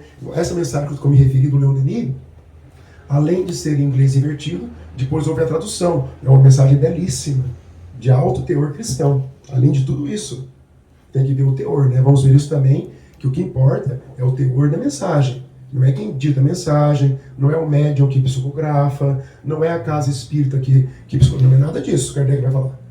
O que importa numa mensagem é o teor da mensagem. O teor é o que ela quer nos dizer, não é quem assina, porque nós não podemos comprovar quem assina. Kardec vai falar sobre isso. Então vamos com calma, né? Mas não há para o Espiritismo o sobrenatural, não há o maravilhoso, não há nada disso. Existem leis divinas. Muitos críticos se limitam a julgar do Espiritismo pelos contos de fadas e pelas lendas populares que são as ficções. É muito comum isso, até hoje. O mesmo fora julgar da história pelos romances históricos ou pelas tragédias. Mesma coisa. Podemos ler um romance histórico que se passa no tempo de Roma. Por exemplo, tem informações lá, sim, de história de Roma, mas é uma coisa limitada. Não é a história de Roma. É igual ao Espiritismo, né? Alguns acreditam em coisas místicas, né? Contos de fadas, né? E muitas pessoas acreditam nisso, né? Então temos que ter muito cuidado, né? Eu vejo, né, tem uma pessoa famosa lá no Instagram, né, que tem mais de 300 mil, né? Aliás, eu vi lá no UOL, né? O perfil espírita mais seguido no Instagram. Eu fui lá ver na hora. Nossa, cada coisa assim. É porque quando eu coloco, pode falar, a pessoa pode ser o que quer, não coloca a palavra espírita. E, né, isso que me incomoda, é usar a palavra espírita, né? Mas se não usar, não vai chamar tanta atenção. Exatamente. Aí é um rapaz, ele grava vários vídeos, vários reels, né? Vários stories, eu fui ver assim, né? Fala bem, jovem, 30 anos no máximo. Mas ele assim, quando. Não, o Espírito está me dizendo agora sobre esse assunto, tal. O Espírito está me dizendo. Né? Isso não pode. Isso não pode. Não, o Espírito, eu estava lá no mercado e caiu um saco de arroz, mas o Espírito falou, não, sai daí. Vai chegar no. É isso. Gente, como assim, né? Falta muita coisa, né? Se isso está acontecendo com ele, ele pode ser um médium. Pode ser. E pode ter espírito ali falando exatamente isso. Só que é um espírito de total ignorância das coisas espirituais. Ele pode até ser médium. Isso eu não retiro essa... Entendem o que eu quero dizer, né? Mas como que ele está usando a mediunidade dele? Entendeu? Eu vou concluir esse curso com uma mensagem do Emmanuel. Eu estou antecipando. Vai ser os últimos 15 minutos do nosso 5º encontro. Chama Mensagem aos Médiuns. Preparem-se. Se preparem, porque o que ele vai falar sobre os médiums, a missão dos médiums e por que a pessoa nasce médium e os deveres dela na área da mediunidade. Se preparem. Se preparem. Porque o Emmanuel, quando as mensagens que eu publico, quase todas são do Emmanuel. Ele não é de meus termos, né? A dona Angélica fala, Marcelo, que mensagem é essa do Emmanuel? Me socorre. Porque eu leio às vezes. Pode sair 15 minutos antes, Pode ser. Mas vocês viram, eu fiz um curso, tem um livro, vou trazer no futuro esse livro, que é o nome do livro é livro Emmanuel, o nome do livro, né? É um livro antigo, de 38 o livro, né? E tem um capítulo que é sobre os médiuns, são vários capítulos, de 38 livros. Daí tem um vídeo do YouTube, que eu gosto muito desse vídeo, e tem uma voz de um locutor, ele faz a leitura dessas mensagens do livro. Mas ele faz um tom assim, bem sério, e é bem bonito, ao mesmo tempo bem profundo, né? Tudo que vem do Espírito Emmanuel é profundo, né? Que ele, na minha opinião, é o nosso grande professor de Espiritismo, é o Espírito Emmanuel, né? E, enfim, né? Vocês vão entender o que é mediunidade no sentido que, eu sou médium? Sou, né? Já contei uma história, né? Uma moça mandou para mim no Instagram, eu vi que você é espírita, eu sou evangélica, mas eu tenho ouvido muito espíritos falando comigo, mas não falei. Mas você não acredita porque como está ouvindo? Está ouvindo no máximo o Espírito Santo, mas não falei. Eu queria saber como que eu paro para parar de ouvir espírito. Eu falei, olha, no nosso entendimento, você é uma médium, você tem que estudar a doutrina, você tem que participar de um estudo sistematizado, chamado ESD, entender a sua faculdade mediúnica. Daí ele interrompeu assim, digitando, né? Não, eu não quero isso. Eu quero saber como parar de ouvir espírito. Aí, ela quer uma mágica, né? que não vai encontrar. E tem pessoas que sofrem muito mesmo. Quando eu era diretor doutrinário do nosso lar, eu recebia muitas pessoas profundamente perturbadas. Mas não pela faculdade mediúnica, perturbadas por problemas pessoais, mas que estavam associadas com a faculdade mediúnica. Entenderam? Vamos ver isso também, né? A pessoa não é perturbada pela mediunidade, ela é perturbada por problemas. Mas quando se associa com a mediunidade, aí se torna um grau mais complexo. E a pessoa falava, não, o Espírito me fala que eu tenho que me jogar no carro, que eu tenho que me matar. A pessoa falava para mim isso. E podem falar, porque são obsessores, são espíritos ignorantes. Mas vamos ver que os obsessores, na verdade, são vítimas do passado. É tudo complexo. A doutrina espírita tem toda a lógica racional. Mas a mediunidade vai eclodir. Ele já está eclodindo, vai eclodir muito mais ainda. Por isso que nós temos que estudar para compreendê-la cada vez mais, né?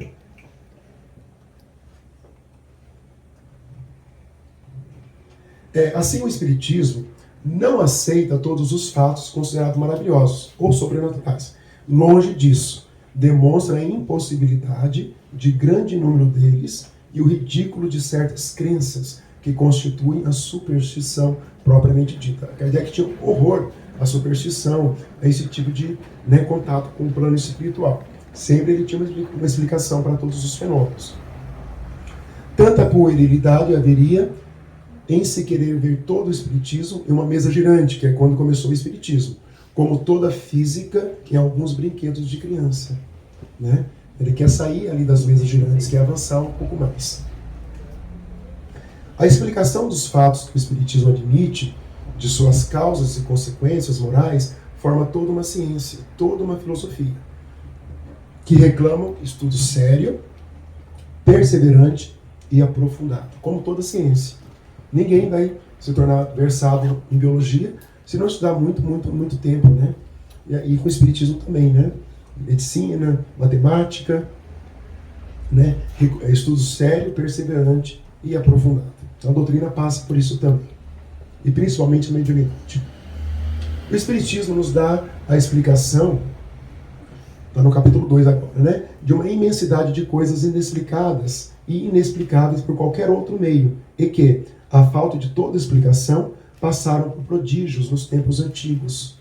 Né? Era muito comum na Grécia, tinha aqueles chamados oráculos, que nada mais eram do que algumas médiums que, quando eles iam para a guerra, que não sabiam se iam vencer ou não, iam lá falar com os oráculos.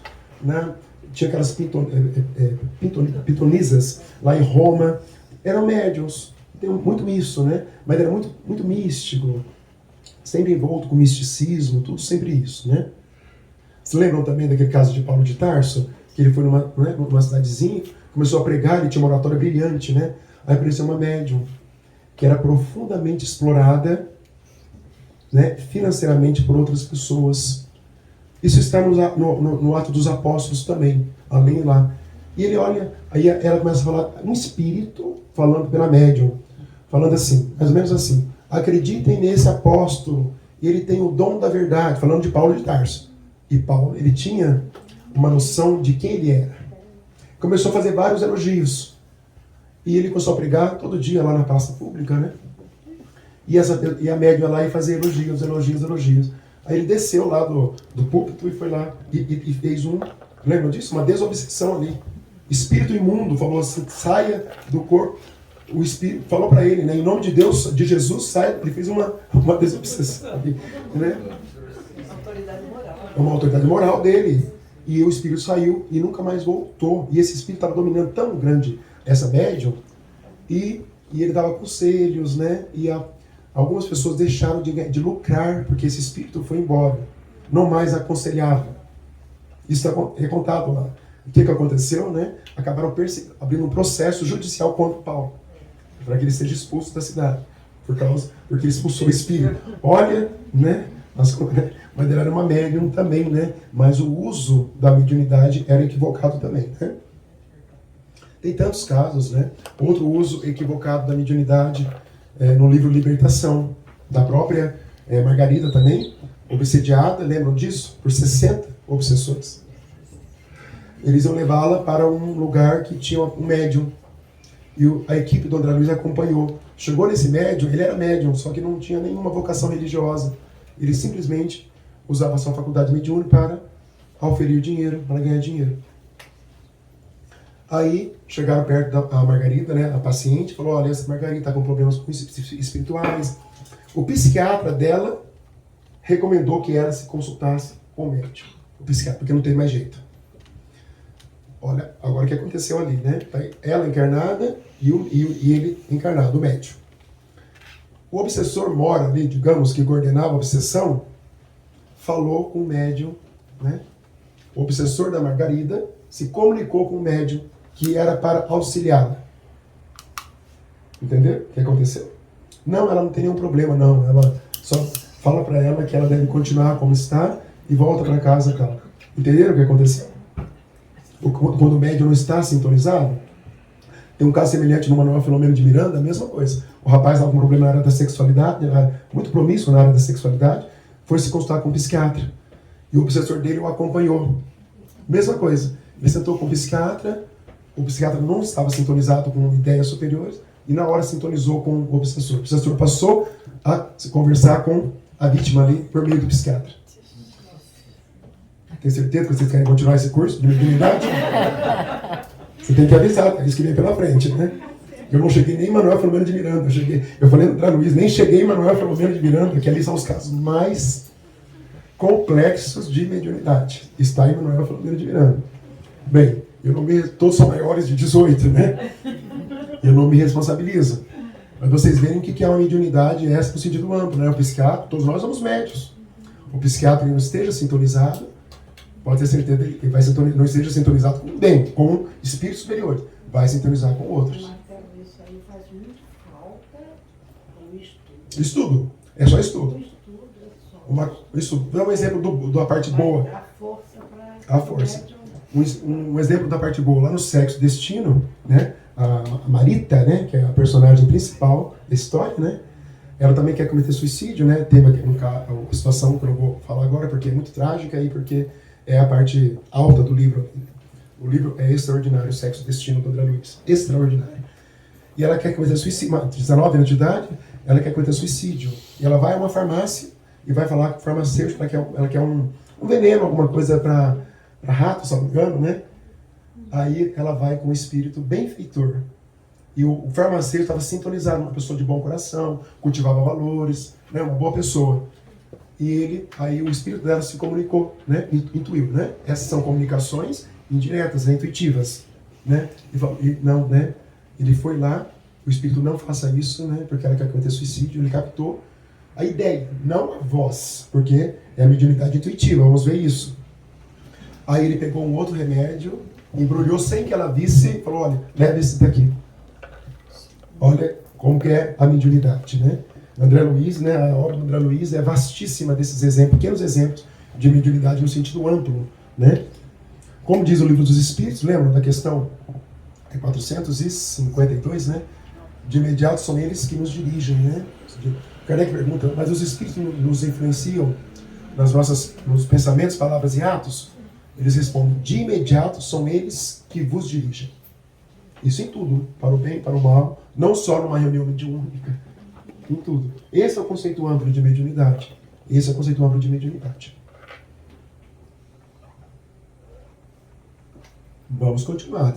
Vejamos então, agora do método. O método, Kardec vai apresentar um método de como nós devemos nos apropriar do conhecimento espírita. Vejamos então de que maneira será melhor se ministre o ensino da doutrina espírita para levar com mais segurança a convicção. Kardec teve uma grande preocupação com isso.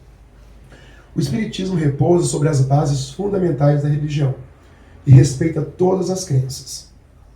Que um de seus efeitos é incutir sentimentos religiosos nos que os não possuem, ou fortalecê-los nos que os tenham vacilantes. Bonito isso, né? Eu tenho uma amiga que ela falou que ela era ateia, e do ateísmo ela foi para o Espiritismo. E ela conta que ela fica confusa, ela não compreende muitas coisas do Evangelho, porque ela não tem uma base em outras religiões. Né? Então, no caso dela aqui, ó, vai incutir sentimentos religiosos que ela não tinha. Ela mesma fala. Ela fala assim, embaraçada, ela se sente envergonhada, porque ela falou assim que para ela a vida não tinha, era vazia, não tinha significação. Hoje ela é uma médium, hoje ela trabalha em reunião mediúnica. Né? Isso despertou depois dos 30 anos de idade. Agora, quem já tinha uma religião, eu vim da igreja católica também, mas meio vacilante, né? Não tinha muitas convicções, então o Espiritismo fortalece isso dentro de nós.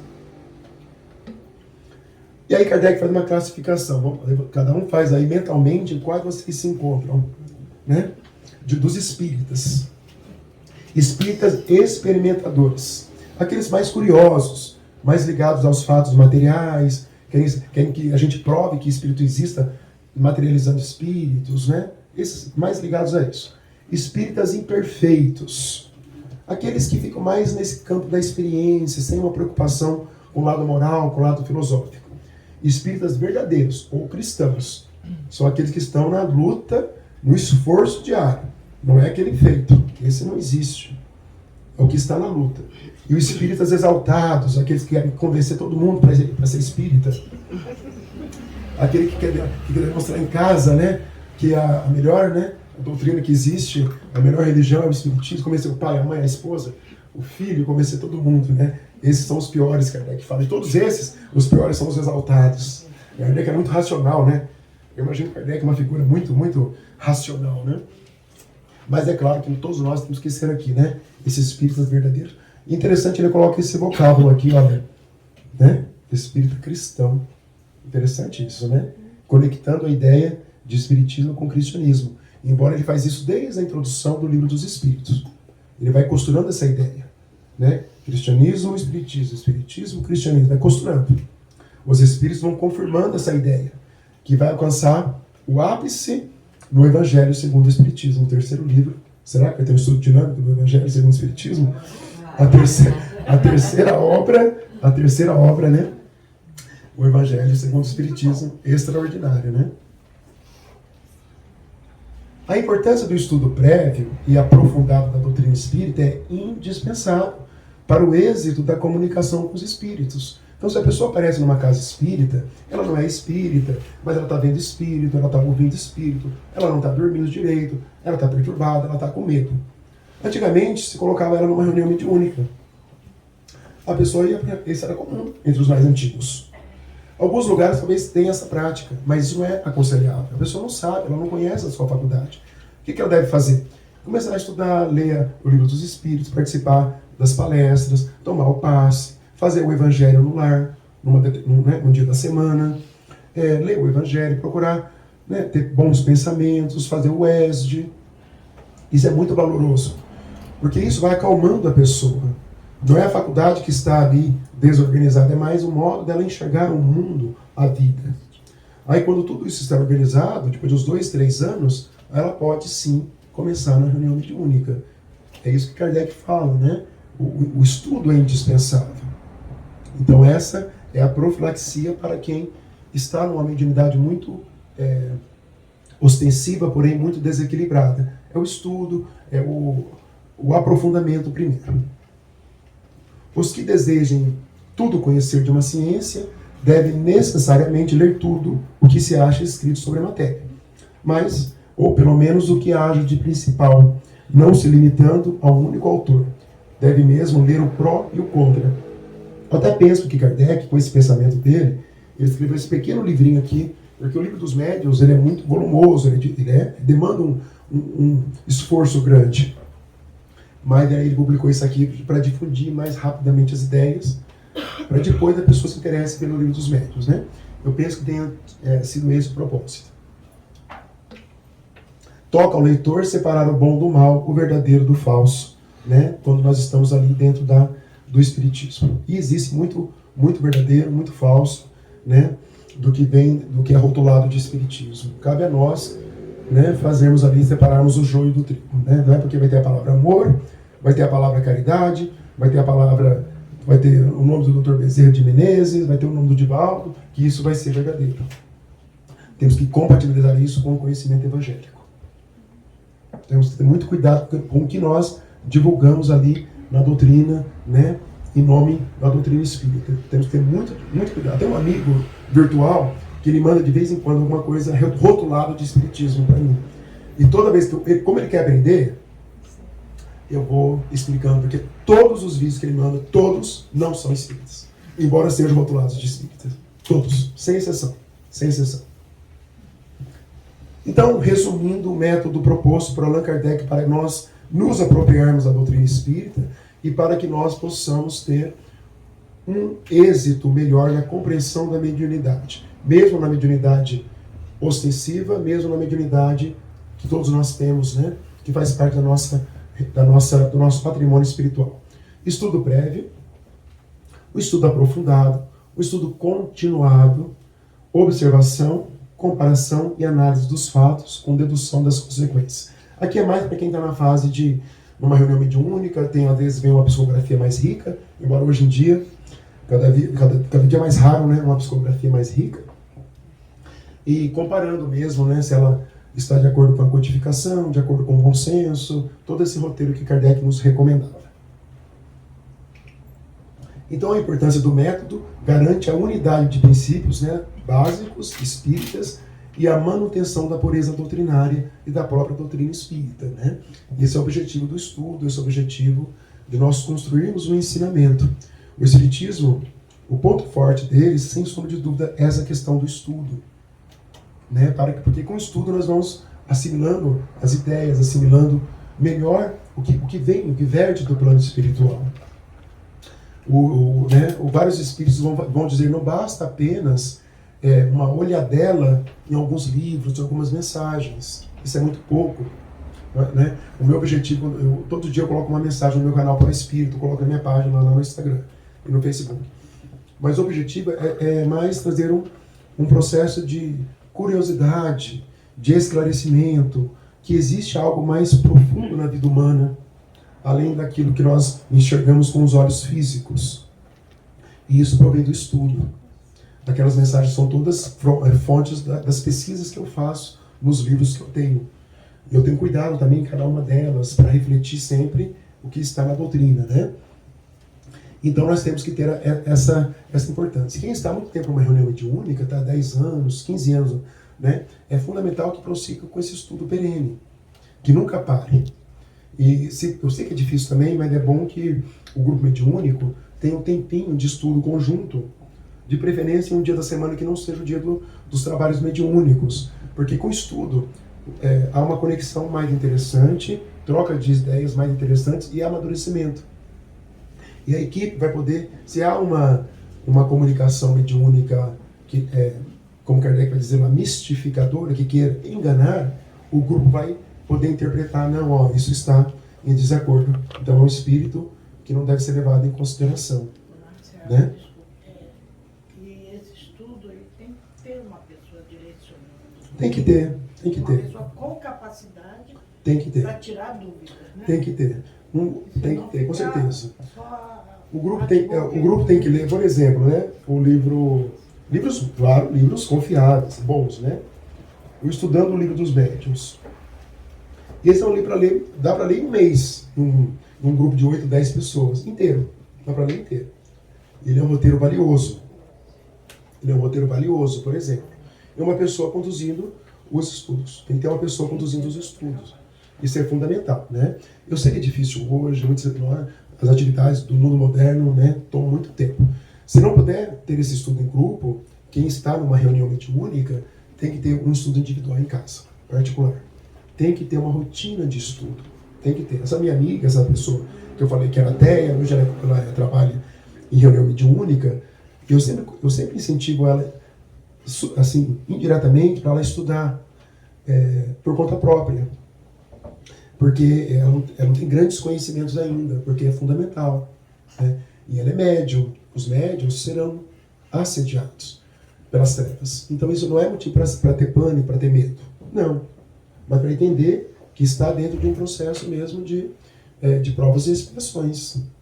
Né? E as trevas não querem o avanço da doutrina. Não querem. E elas assediam ali. Né? Outro caso desse exemplo muito sutil está nos domínios da mediunidade. Nós já falamos desse caso. A médium que trabalhava em uma reunião, muito boa médium, muito dedicada, começou a ter o ciúme do marido sem causa. Começou a alimentar esse ciúme. Tudo que nós alimentamos de ruim acaba sendo uma porta para os obsessores. Então os espíritos vão falar muito sobre isso para nós. E aí tá, tem um dia que ela dormiu, o espírito dela se desdobrou, né, no sonho, nós vamos para onde as nossas inclinações nos chamam. E 2 espíritos estavam esperando por ela num dado lugar. E eles começaram a conversar com ela, e se passando por benfeitores espirituais. E começaram a usar palavras assim que denunciavam realmente que eles eram benfeitores, quando na verdade eram obsessores. E começaram a alimentá-la que ela estava correta na questão do ciúme dela. Só que a equipe espiritual estava lá próxima, acompanhando toda a circunstância. Porque os espíritos, né, muito ignorantes, muito densos de perispírito, não enxergam os que se encontram, né, mais avançados, né? O perispírito, lembra, né, vai se purificando. E eles lá conversando, os 3 conversando, e os 8 espíritos olhando para os 3 na conversa, olhando para eles, né? Olha, interessante, né? E aí depois quando eles voltam, ela volta pro corpo, daí sim o benfeitor acaba fazendo um diálogo com ela ali. Mas é uma porta que ela abriu ali pelo ciúme que ela começou. Né? Ele era uma médium dedicada, não era qualquer pessoa, médium espírita, uma pessoa já madura, com mais de 50 anos de idade, e estava sujeita, né, a um tipo de obsessão, uma simples obsessão. Né? Então tudo é muito valioso, né? Vamos ver tudo isso. Então, o estudo gera consciência e segurança para o trabalhador e a tarefa. Em qualquer seara, então nós temos que estudar. Os que se capacitam, os que vão realmente chegar lá com êxito, é pelo estudo. Isso é muito importante, né? O estudo da obra do codificador, dos livros sérios. Vou trazer outros livros extraordinários também sobre mediunidade. A nossa literatura espírita mediúnica, ela é extremamente rica. Com certeza foi um dos grandes temas trabalhados ao lado, né, dos ensinamentos evangélicos, está o campo da mediunidade. Porém, eu acho que é pouco estudado pelo movimento espírita, mas tem livros extraordinários. Né? O próprio livro dos médiuns, por si só, já é um livro extraordinário. Então, agora, para encerrarmos o nosso encontro de hoje, Kardec vai trazer de novo um tema que ele já tinha trazido lá na introdução do Livro dos Espíritos, só para nós relembrarmos então. Ele vai contrastar, ele vai criticar alguns pensamentos que tentavam explicar o que eram os fenômenos espíritas. Kardec entendia que o que eram os fenômenos? Eram espíritos se comunicando por médium. Mas algumas pessoas entendiam que não era isso que acontecia. O que acontecia segundo algumas pessoas? Charlatanismo, má fé. Não existia médium. Eram pessoas que queriam, né, obter algum tipo de lucro, algum tipo. Então, havia estudiosos que chegaram a essa conclusão. Eram todas pessoas de má fé. Outros falavam que era o sistema da loucura. Os médiuns não viam espíritos, não se comunicavam com espíritos, não recebiam mensagem. Eram pessoas perturbadas espiritualmente. Muitos dizem isso hoje, né? Porque se um médium, um verdadeiro médium hoje, que é um médium vidente, por exemplo, está vendo espírito, ele é um médium audiente, ele vai a um psiquiatra, não é espírita. A família é uma família, não é uma família religiosa. A pessoa vai para um psiquiatra, um psicólogo. Se for um psiquiatra também ateu, vai falar que é loucura. Vai começar a tratar com remédios. Isso acontece com muita frequência, né? Não teve esse insight que Kardec teve de ouvir, né? De ouvir os espíritos e os médiuns, né? Outras pessoas entendiam, outros estudiosos, sistemas de alucinação, né? Um outro médico escreveu um livro, pasmem vocês, Kardec menciona nesse livro, que os barulhos que existiam, né? Barulho, madeira e tal, sistema do músculo estalante, contração do tendão do músculo curto perôneo. Eles iam umas teorias, para não aceitar a teoria do espiritismo, eles criavam teorias absurdas. Mas Kardec pegou o livro, estudou o livro, fez uma crítica do livro em uma revista espírita. Kardec também não perdia tempo, não. Não perdia tempo, não.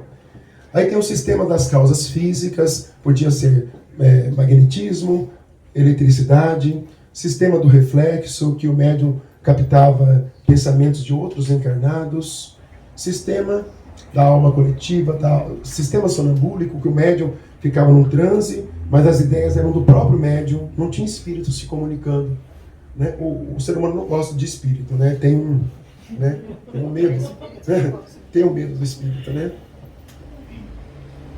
Sistema pessimista, aí alguns sistemas acreditavam, sim, na existência de espíritos, mas limitava quem eram esses espíritos. Alguns falavam que é sistema pessimista, diabólico, demoníaco. Só um demônio, Satanás, o diabo poderia se comunicar. Alguns pensam assim até hoje, de nós.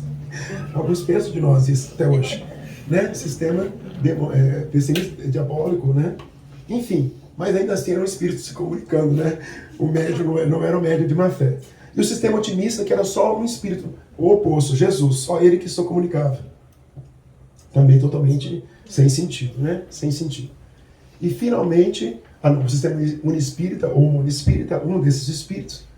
E finalmente, né, a dedução que Kardec alcançou, que é um sistema multiespírita ou poliespírita, que é essa multiplicidade, essa amplidão de espíritos que se comunicam de acordo com aquela escala espírita do item 100 do Livro dos Espíritos. Todos nós temos que entender aquela escala, porque os espíritos vão se categorizando com base naquela escala, né, número 100, e todos podem se comunicar. Todos que se foram, alguns espíritos que não estavam nem encarnados aqui na Terra, Kardec vai se comunicar por meio de médiuns. Lá na Revista Espírita tem alguns depoimentos de espíritos que habitam outros planetas. É algo bem diferente, mas que é possível, né? Teoricamente e na prática, Kardec demonstrou que é possível. Espíritos de outros planetas se comunicarem, né? O espírito de Mozart estaria em Júpiter e fez uma comunicação na Sociedade Espírita de Paris, na época, né, por volta ali de 1858, 59, e outros espíritos também. Então, vários espíritos podem se comunicar. Considerando que todos os planetas são habitados, né, existe essa possibilidade. Agora, é claro, existem também circunstâncias, dificuldades. Para que Mozart saísse de Júpiter e viesse, né, para a Terra, com certeza, se aquele, que eu falei agora há pouco, aquele presidente da Casa Espírita teve um trabalho imenso para se comunicar na própria Casa Espírita, imagina o trabalho da espiritualidade, né, para trazer um espírito do porte de Mozart para se comunicar, né? Então, realmente, é bastante difícil. Pessoal, o nosso conteúdo, então, é esse. Minha voz, os espíritos trabalharam aqui, né, intensamente.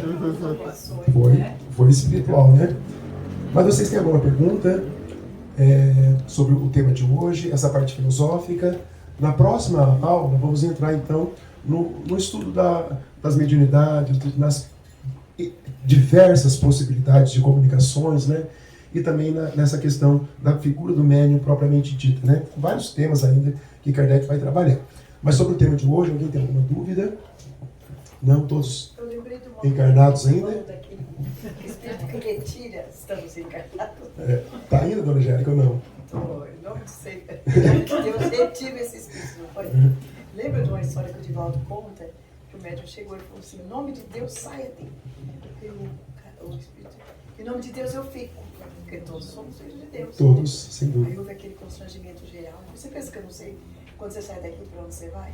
Total. Então, é da moral do médium, que eu acho tão importante. Vamos ver muito Ninguém isso. vai virar santo, mas... Não, vamos ver muito isso, né? A moral do médium, já antecipando, né? 4 minutos. A moral do médium é, sem dúvida, o fator número 1 da qualidade do trabalho que ele vai ofertar para o plano espiritual. Quanto mais moralizado ele for, mais a mediunidade vai ser exuberante, mais o plano espiritual vai se utilizar dele, né? A espiritualidade superior não se comunica, vai dizer Allan Kardec, por médiuns viciosos. Essa é a palavra que eles usam. Por médiuns viciosos. Espíritos superiores não se comunicam por médiuns viciosos. Espíritos inferiores, espíritos viciosos, vão se comunicar por médiuns viciosos, né? A faculdade mediúnica, ela é amoral. Ela não está condicionada à moral no sentido da sua existência no nosso ser. Mas o seu desenvolvimento, a sua prática, o seu exercício está condicionada à sua moral. Né? Não é porque uma criança nasceu com talento com violino, por exemplo, ela tem um bom ouvido musical, ela conhece as notas, ela tem uma disciplina, mas só isso vai fazer dela um bom violinista. Ela vai ter que se dedicar horas e horas estudando, praticando, lendo partitura, praticando horas e horas e horas e horas. O médium é a mesma coisa. A faculdade pode ser exuberante no sentido de, nossa, ele vê, né, a vidência, que é uma faculdade bem interessante, né? Imagina, poder ver espíritos, embora vai poder ver de todos os tipos, né? Vai poder ver espíritos ali, né, numa reunião mediúnica, é uma faculdade muito primorosa. Mas para que essa faculdade continue e se aprimore, vai depender da moral dele. Em muitos casos, na obra do André Luiz, dos médiuns que vieram com faculdades primorosas e perderam totalmente, se perderam, e a faculdade foi suspensa. A faculdade foi suspensa pelos espíritos, vamos dizer isso também, né? Os deveres, né? Muitos espíritos fracassados na área da mediunidade, né? São pouquíssimos, infelizmente está isso lá no livro Os Mensageiros, do André Luiz, pouquíssimos são os médiuns que têm êxito. Pouquíssimos. Porque é complexo, né? Você se dedicar um pouco, né, a sua vida aqui, né, lá na reunião mediúnica, o assédio que os médiuns vão sofrer, né? Kardec chama de inconvenientes, né? Esse assédio, e que isso vai existir. Mas, quando ele consegue o chamado mediunato, que é o êxito do seu trabalho, né? Aí sim, as conquistas espirituais, assim, são extraordinárias. Hoje nós não temos, eu, pelo menos por mim, condições de apreciar onde pode estar um Chico Xavier. Ele está muito acima, até caiu lá. Muito acima, né? Muito acima, né? Talvez onde, não sei, onde está o Asclépios, né? Porque ele foi extraordinário, né? Ele foi extraordinário. A moral dele, né? A dignidade, o compromisso dele com o movimento espírita. A humildade, o trabalho. E não, tirando tudo isso, o teor das obras que ele escreveu é algo assim extraordinário. Nos domínios da mediunidade, né? Duas horas descritas na metade de um livro. E veio pelo Chico. O Chico trabalhava na Fazenda Modelo o dia todo. Depois ele ia para casa, ficava numa reunião mediúnica ou algum outro trabalho. Depois as pessoas iam lá conversar com ele. Ficava até 2, 3, 4 horas da manhã. Acordava cedo e ia trabalhar de novo. Ele trabalhava normal. Porque muitas pessoas religiosas de outras religiões, né, só tem uma vida religiosa. Os padres só têm uma vida religiosa, os pastores são só pastores. Salvo exceções, tem pastores. Mas o Chico, né, e outros trabalhadores também. Então, é uma vida dupla, é uma jornada dupla. Então, a dedicação é muito grande mesmo, né? Paulo de Tarso, um médium também extraordinário, né, que soube ali, depois dos 30 anos de idade, ele soube direcionar a sua mediunidade primorosa, né? Era um médium primoroso também. Paulo de Tarso era um médium primoroso. E na sua desencarnação, né, logo depois, Jesus estava lá também para recebê-lo, né? Extraordinário. Mas, meus amigos, é isso. Então, o nosso primeiro encontro, essa parte é uma introdução para nós nos situarmos e vamos então ver na próxima quinta-feira, capítulos 1 ao 13. Quem tiver disponibilidade, procure fazer a leitura, porque é bem interessante se antecipar para que a aula se enriqueça cada vez mais. Bom, vou fazer a prece de encerramento, 9h30 em ponto. Então vamos elevar os nossos pensamentos a Deus, mais uma vez, agradecendo o Pai estarmos aqui reunidos em Teu nome, aprendendo um pouco mais da doutrina espírita, desse tema da mediunidade, que nos convida a uma leitura, a uma vivência maior da vida. Pedimos, Pai, que amplie os nossos horizontes espirituais, para que possamos ofertar sempre o melhor que nós temos em favor do nosso progresso, em favor da sociedade em que estamos inseridos. Agradecemos ao Mestre Jesus, ao seu Evangelho, que tem nos conduzido e que tem nos iluminado. Lembrando, Mestre, que somos trabalhadores da sua seara. E agradecemos, por fim, aos espíritos amigos que estiveram aqui e ainda se encontram, que cuidam do trabalho magnético, do trabalho aqui da casa e com quais nos conectamos sempre. Que possamos seguir juntos, espíritos encarnados e desencarnados, a caminho de Deus. Seja conosco, Pai, hoje e sempre, assim seja. Então, boa noite a todos, até a próxima quinta.